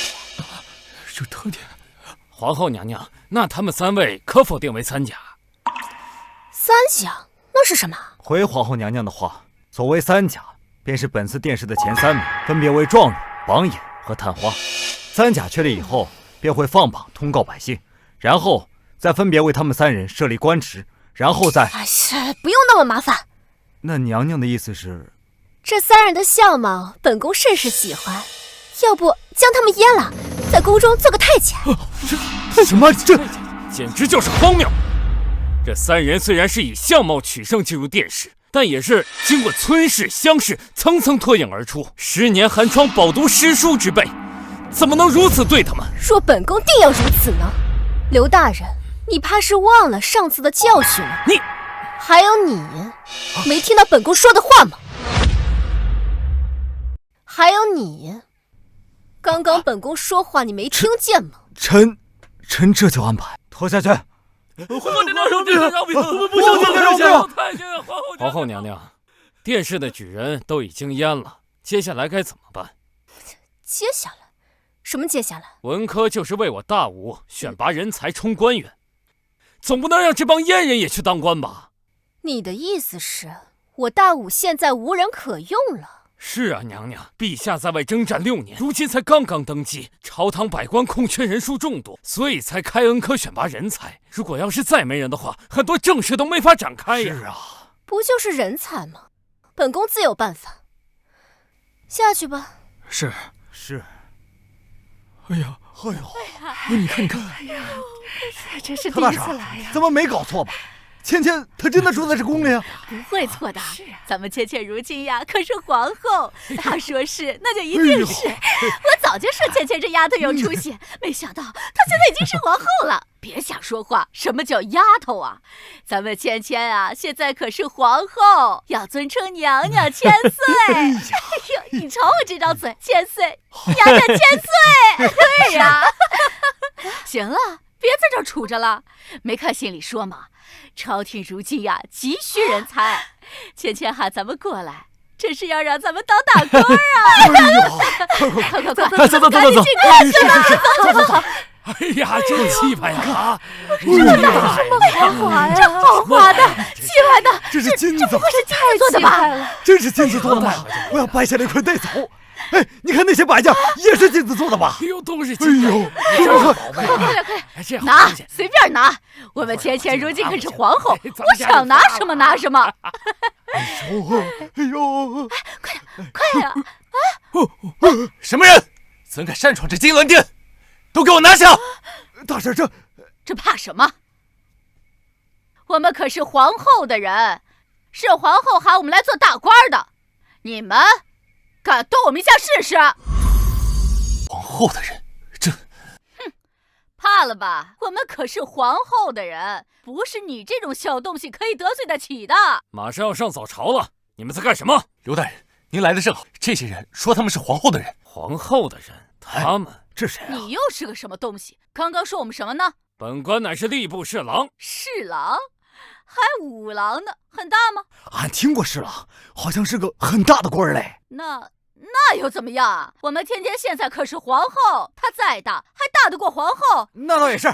那个什么侍郎、屎壳郎的，我渴，给我整碗水来，快去。哎呀，你傻呀你！这里是皇宫。那喝啥呀？当然是酒啊！皇宫里面少得了好酒吗？水不值钱，酒才值钱。哎，对，那个什么郎，给我倒酒，上好酒。你让本官给你倒酒，怎么不行吗？擅闯皇宫禁地，还想在金銮殿饮酒，简直就是胡闹！来人，把他们都赶出去！我看谁敢！哎呦，呦，芊芊呀，你可算是来了！刚才大婶怕死了。大婶儿，芊芊现在是皇后，有芊芊给你撑腰，你怕什么？哎呦，咱们芊芊真成皇后了。芊芊，你还记得二叔吗？二叔啊，芊芊当然记得你了。二叔，就是芊芊这皇后啊，送信的人应该都和你们说清楚了吧？但是二叔不敢相信呢。这有什么不能相信啊？我就说咱们芊芊花容月貌，这肯定是大富大贵的命。你们看，我没有说错吧？皇后，他们当真是您的人？对啊，他们都是本宫的亲人，都是皇亲国戚。可就算如此，他们也不能在金銮殿。哎呀，罢了，不说了。这样，臣现在安排人把他们送出去。出去？为什么要出去？皇后，您一会儿就要走朝了，他们在此多有不便。有什么不便的？他们本来就是要上朝的。他们上朝？日前刘大人不是说我大武官员无人可用？确实如此，不过臣等会想办法。不用想办法，不用那么麻烦。他们呀，就是本宫叫来当官的。你让他们入朝为官，这……芊芊，你真让俺们当官啊？大婶儿，你放心，我呀一定让你当大大的好官。你嘛，就当个宰相。我能当宰相？行，想宰谁宰谁。本宫是皇后，本宫说你能当就能当。哎，那我呢？你看二叔能当个啥官？二叔啊，芊芊啊，早就给你想好了，你呀就当大将军。大将军？那芊芊，那我呢？我呢？二叔都是大将军，二婶儿，你就是大军师，每天就为这二叔出谋划策就行了。军师好，军师好。芊芊，你放心，二婶别的本事没有，就是点子多，以后专门帮你二叔。皇后，这怎么可以这样啊？这有何不可的？本宫现在可是皇后，他们是本宫的亲人，给他们当个官嘛，有什么不行的？再说了，那个韩立当初被贬天牢的时候，户部尚书的位置是不是还空着？既然是空着的，哎，就你，你以后就是户部尚书了。还有你，你们，要不你们就都当尚书吧？我们就尚书。尚书是什么东西？哎呦，别管了，反正都是大官。是啊，芊芊，俺们当官有钱拿的吧？哦，对，刘大人，这尚书的俸禄是多少呀？尚书5万两。5万两，这5万两这么多呀！哎呦，那我可是大将军。二叔，你是大将军，那你就10万两。二婶也是10万两。哎呦，10万两！还有我，大婶儿，你呀是宰相，怎么不得20万两？20万两！皇后，不可，万万不可呀！有何不可呀？皇后，臣虽然身居3品，一年的俸禄也不过才130两，这满朝文武百官上下加起来，一年也用不了5万两啊！您这……本宫现在可是皇后，那些人怎么可能跟本宫的亲人相比呢？再说了，怎么本宫现在连区区的几万两都拿不出来吗？区几万两，区几万两！刘大人，马上就要早朝了，您怎么还不进去准备上朝啊？上朝？还上什么朝呀？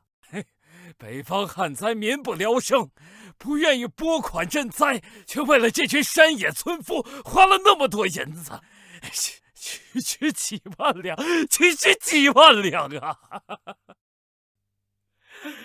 陛下，您在哪儿啊？您看见了吗？区几万两啊！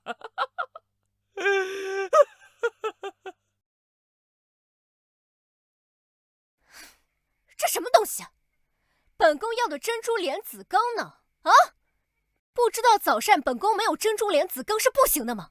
还有，这个都是些什么东西？给本宫吃猪食！娘娘，我也是和御膳房这么说的，可是御膳房他们那边却说宫中入不敷出，很多娘娘要的名贵食材，现在也都无法采购。可笑！我大武地大物博，国库充盈，区食材怎么会购买不起啊？娘娘，现在不只是食材，内务府刚才传来消息了，说宫中的所有开支都已经支撑不下去了，就连最起码的布料采买也都已经缩减了70%。什么？7成？大胆奴才，定是他们中饱私囊，一定是传本宫旨意，将御膳房内务府之人全部带下去，送去慎刑司啊！全部啊？听不懂本宫说的话吗？奴才现在就去。皇后娘娘，不好了，不好了！慌慌张张又怎么了？北方灾民暴乱，20余个郡县都造反了。什么？怎么会这样？刘大人此刻正在殿上等着皇后娘娘。还愣着干什么？赶紧召集文武百官，在殿前议事。是。人呢？人都去哪儿了？本宫不是让你召集文武百官吗？娘娘，这人都在这了呀！哼，你在玩弄本宫。本宫的文武百官呢？刘大人，你来说，为何今日上朝只有你一个人来？其他人呢？难不成都想去死吗？回禀皇后娘娘，您错怪他人了。如今这朝堂之上，确实只剩下臣一个人。你在跟本宫开玩笑是吧？本宫上次上朝的时候，朝上还有不下100位官员，如今就你一个人，真当本宫不会数数啊？臣不敢，只是这朝中上到6部尚书，下到其余各级官员，都已经被罢黜。都被罢黜了？这怎么可能？你开什么玩笑？刘墉，你这是在胡说吗？本宫可从来没有下过这样的旨意。娘娘是没有下过，但您前几日安排您的族亲顶替了6部尚书的位置，那原来的6部尚书就只能罢黜返乡。那不只是有6部尚书吗？那其他官员呢？其余官员皆在6部统御之下。新任的6部尚书对他们的表现不甚满意，所以也全都罢黜了。饶是臣，如今也不是吏部侍郎了。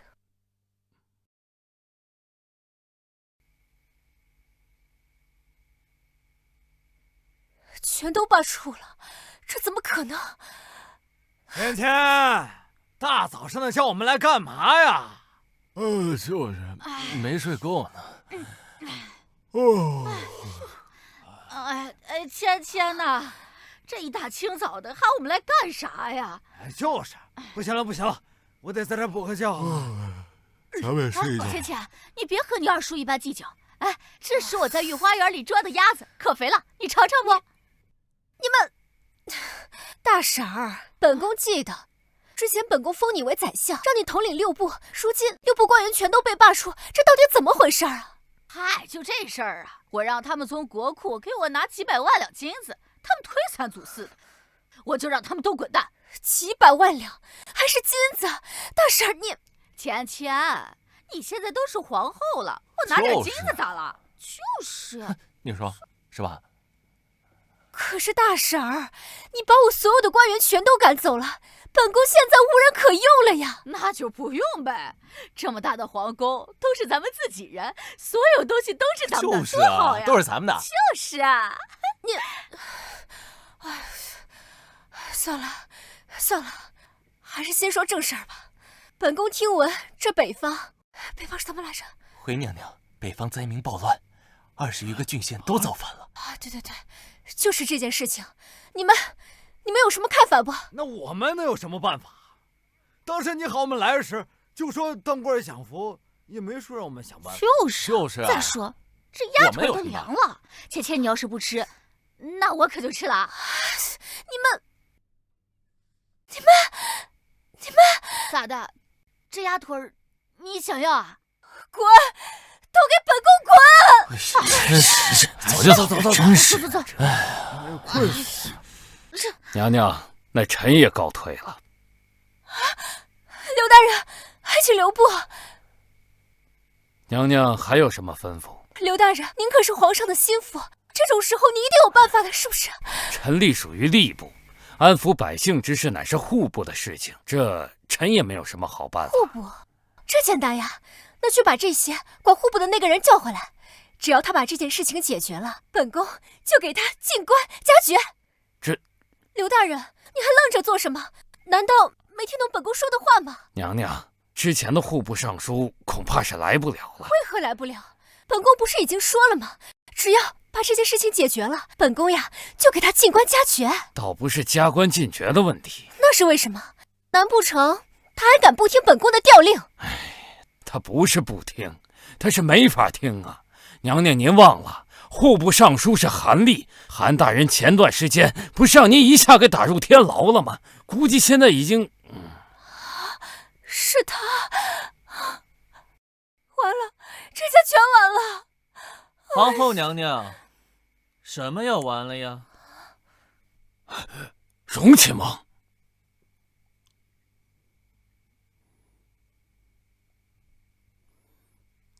荣亲王，你来了。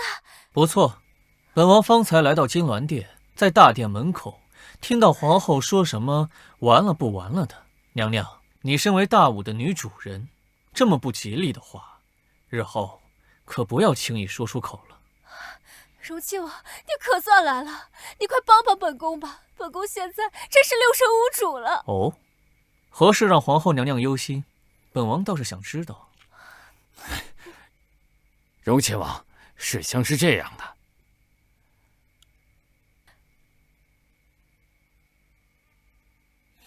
竟有此事！荣亲王，可否助本宫一臂之力啊？没想到啊，本王只是斋戒几日，这朝中竟然发生如此变化，此事也的确棘手。难道连荣亲王也束手无策了吗？皇后娘娘莫急，此事虽然棘手，但本王倒也不是没有办法。真的？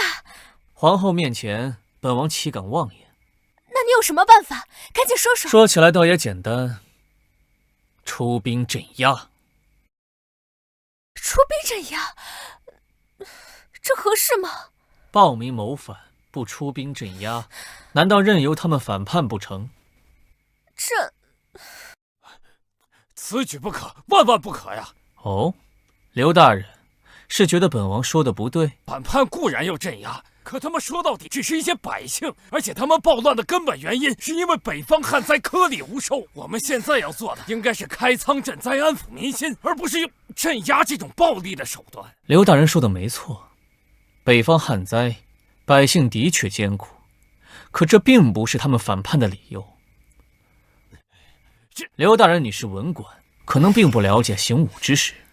叛军除了被镇压，别无他法，必须要杀鸡儆猴，否则今日他们反叛，我们安抚；日后他们有丁点不满，又生反叛之事。刘大人，难道你想让我大武永无宁日吗？要是如此的话，岂不是民心自丧？这点放心，本王早有准备。虽然是杀鸡儆猴，但这些暴民毕竟是我大武国的子民。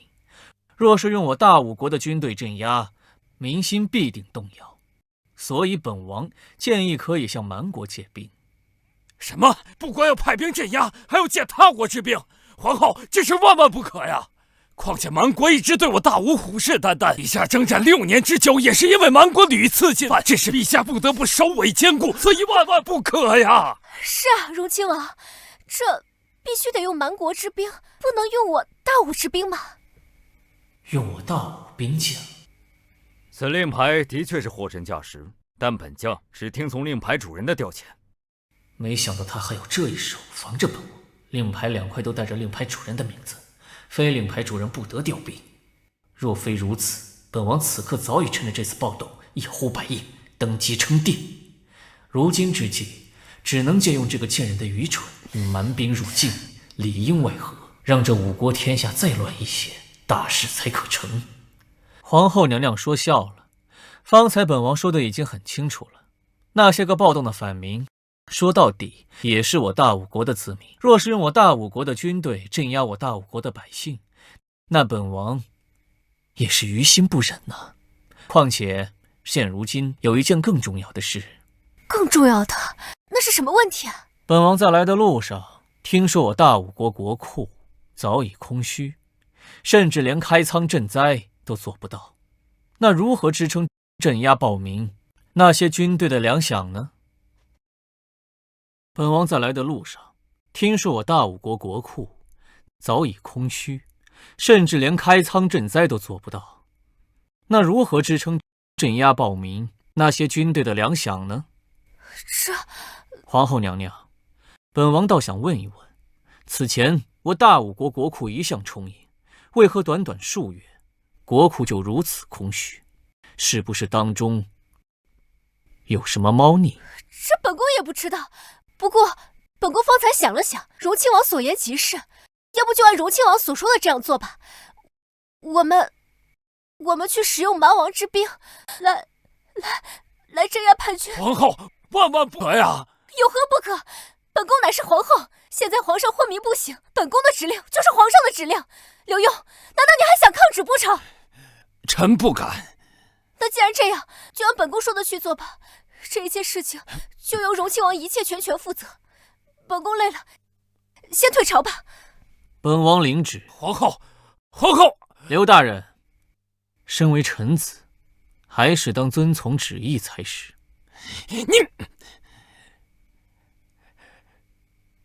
陛下，您到底在哪儿啊？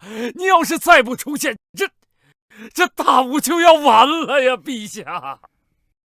哎，你说王爷到底什么意思？之前还说要宰了里面那位，现在又弄来咱们亲王府，应当是出现了变故吧。反正看好就行。有什么看好看不好的？按茴香点着，他还能醒了不成？那可说不准。总之此时到了，也应该进去看看了。哎，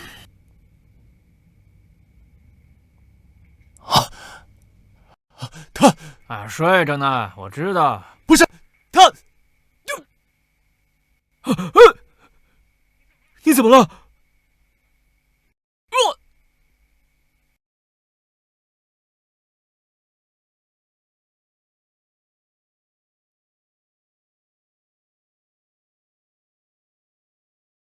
臣救驾来迟，请陛下恕罪。两位爱卿，你们终于来了，快请起。谢陛下。朕昏迷了多久？陛下，距您上次昏迷已经1月有余。1个月，过了这么久，如今我大武如何？风雨飘摇。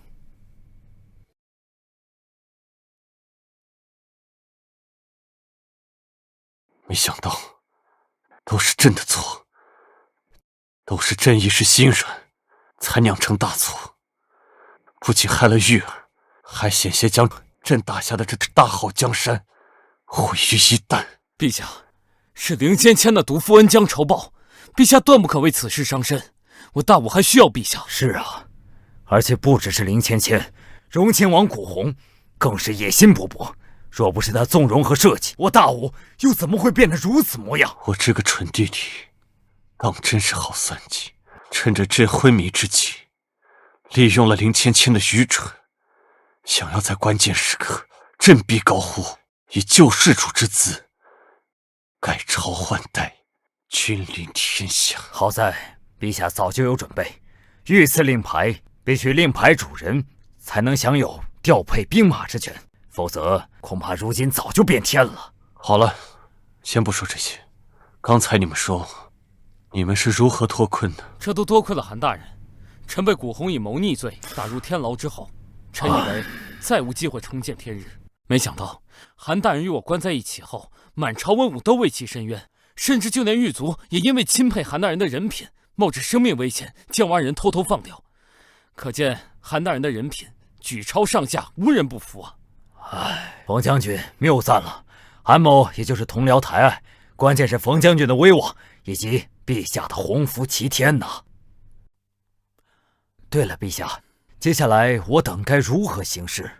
文武百官如今都在等着陛下您振臂一呼，肃清朝野，拿下凌芊芊这个假皇后。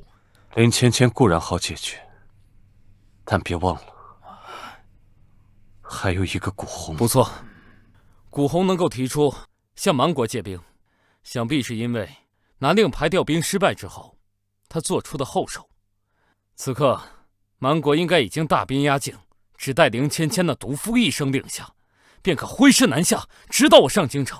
到时候，古红再和他们里应外合，我大武威矣啊！也就是说，要将那荣亲王古红也一举拿下。只是这样，还远远不够。那陛下的意思是？朕决定要豪赌一次。豪赌？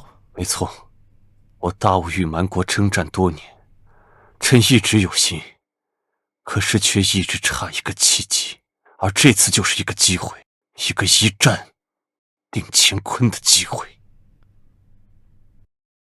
这就是我们的决定，大武皇后还请过目。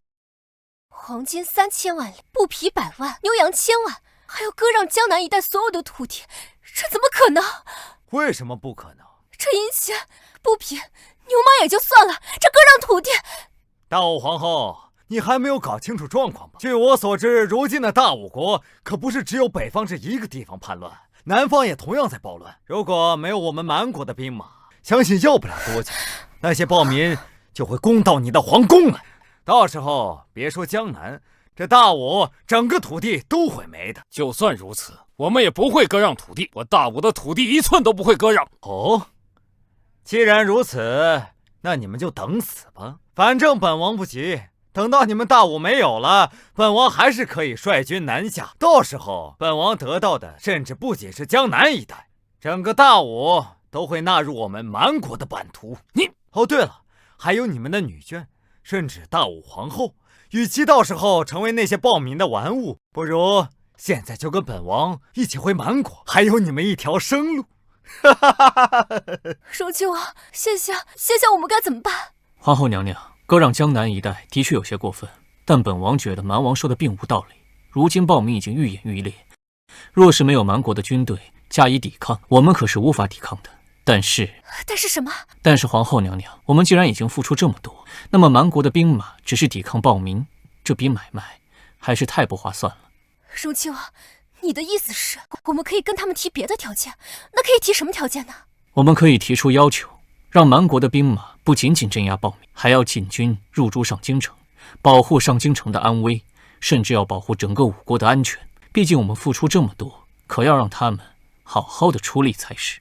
荣亲王所言极是，本宫的钱可不能白花，就按你说的去办。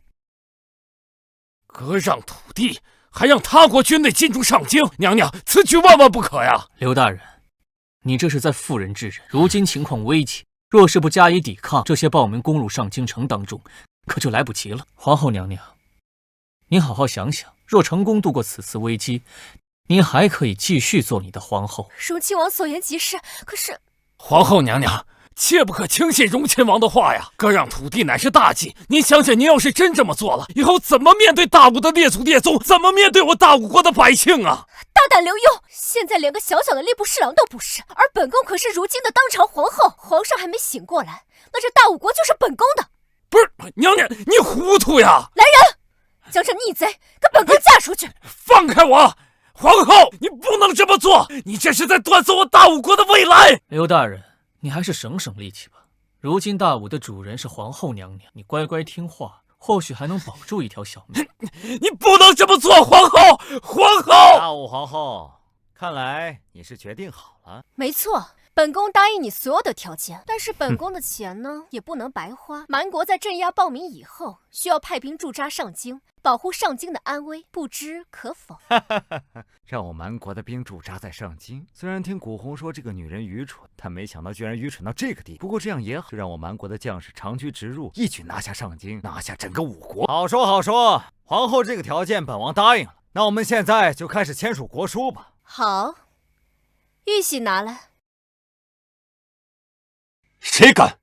朕还没来，看谁敢用朕的玉玺签署国书。皇上，你怎么醒了？皇兄，你终于醒了。臣弟原本想着要去探望你，没想到你已经龙体康健了。蛮王，好久不见。你是？撤退！全部撤退！杀！你是武帝？蛮王，你终于认出朕了。哼，就算你是武帝，那又如何？我已经跟贵国的皇后达成协议，你现在出现是想反悔吗？协议？朕的皇后？你说那个毒妇吗？可笑！朕的皇后又怎会和一个蛮夷小国签署协议？朕看到的只是你跟蛮国图谋不轨，意图侵占我大武疆土。古月，你休要血口喷人！我是受皇后邀请来助你们平息叛乱，你若要反悔，我的大军已经压境，后果你自己想清楚。后果，朕知道你会有这么一场，但是朕不怕。古月，你以为本王在吓唬你吗？如果大军夜进，你上京必将化作废墟，是吗？那朕倒要好好看看，是你的大军厉害，还是朕的将士勇猛？陛下，臣冯征有要事禀报。说。是，趁着蛮王来我吴国，蛮国国内空虚，臣率大军直捣蛮国都城，现蛮国已全军陷落，沦为我大吴国土。这不可能，这绝对不可能！不可能，还是不敢相信。蛮王，朕不得不说，你和某些人在我大吴内乱之际里应外合，趁虚而入，是很聪明。但是你千算万算没有算到，朕还在这儿。事实摆在眼前，你还有什么可说的？这绝不可能！本王精心策划，怎么会这么容易就被你们识破？启禀大王，不好了，我们蛮国都城已被吴国将士击毁，守城将士无一幸免。不可能！古月，你使诈！我使诈？蛮王，当你觊觎我大武疆土之时，朕也在布局。朕怎么可能会被你一个区区蛮王所牵制？既然如此，我也要与你们同归于尽！大胆，死到临头了还想反戈一击！古红啊，古红，当年朕将你流放，那着实是为了让你收敛心性。朕知道你心机深沉，宏图壮志，但没想到你竟然做出这般罪行。传朕旨意，容亲王古红里通外国，意图谋反，其罪当诛。但朕念在手足之情，对其网开一面，贬为庶民，押入天牢，永不放出。够了！你少给我摆你这副帝王姿态。本王知道，我从小就不如你。是你征战6年，受人爱戴，而我呢，被你流放至今，我凭什么？好啊，现如今成王败寇，我败了又如何？但是本王的命运仍然在本王自己的手中。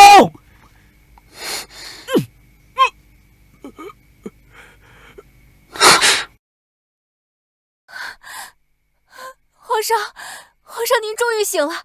您是不知道，您昏迷的这段时间呀，芊芊为了咱们大武王朝，简直兢兢业业，一刻都不敢懈怠。大将军冯征，将罪妇拿下。是。皇上，芊芊做的这一切都是为了我们大武王朝。皇上，芊芊知道错了，芊芊真的知道错了。当初朕的一时心软，让你来到宫中，没想到你竟然恩将仇报，害死了玉儿，还将我大吴百姓陷入水深火热当中。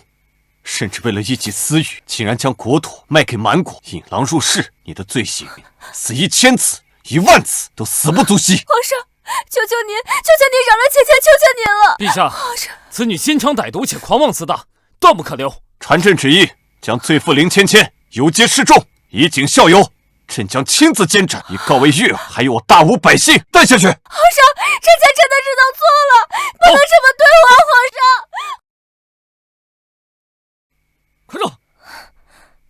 我叫你快点！啊，你说这女的还真是可怜，好好的换喜女不当，竟然冒充皇后。可怜？我看她是活该。她不但害死了真正的皇后，还想把咱们吴国卖给蛮国。这种人死有余辜。这就是那个冒充皇后的女人，真是看不出来。是啊，你看她那样，哪有一点皇后的样子？可不就是？我还听说这个女人不但冒充皇后，还对北方旱灾视若无睹，就知道自己享福。这种人真该死啊！打他！去死吧！就是他，恶毒的女人！去死吧！不要！可以杀死他！杀死！皇上，芊芊知道错了，这是芊芊真的知道错了。信使，打死他！打死他！抓死他！就是他那个叫什么芊芊，卖国贼。就是他，就是他压上来了，太过分，真是可恶！什么事？林芊芊，你可知罪？知罪。你冒充皇后，篡夺后宫，害死朕的挚爱，又险些将吴国卖给蛮国，你的罪行罄竹难书。不，朕就要在这里让所有人看到你的下场。皇皇上，我知道错了，我真的知道错了，求求你给我一个改过自新的机会，求求你，改过自新？求求你没有机会了，朕要让你知道为自己的罪行付出代价。斩！不要过来！我是皇后。哎呦，玉儿，朕终于为你报了仇，可是你不在了，朕的心却空了。这江山，这一切都显得那样的冰冷。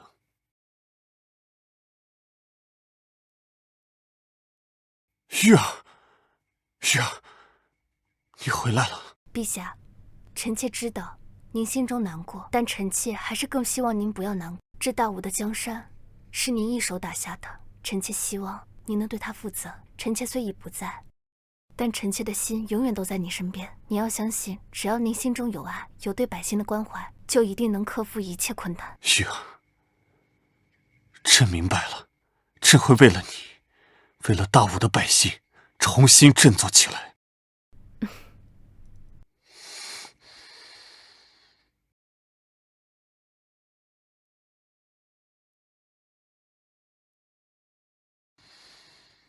风筝，臣在。传朕旨意，臣要亲自巡视北方灾情，了解百姓疾苦，同时彻查官员贪腐，重建朝廷威信。遵命。陛下，您终于决定要亲自出手了，臣等定当全力辅佐陛下，重振大武雄风。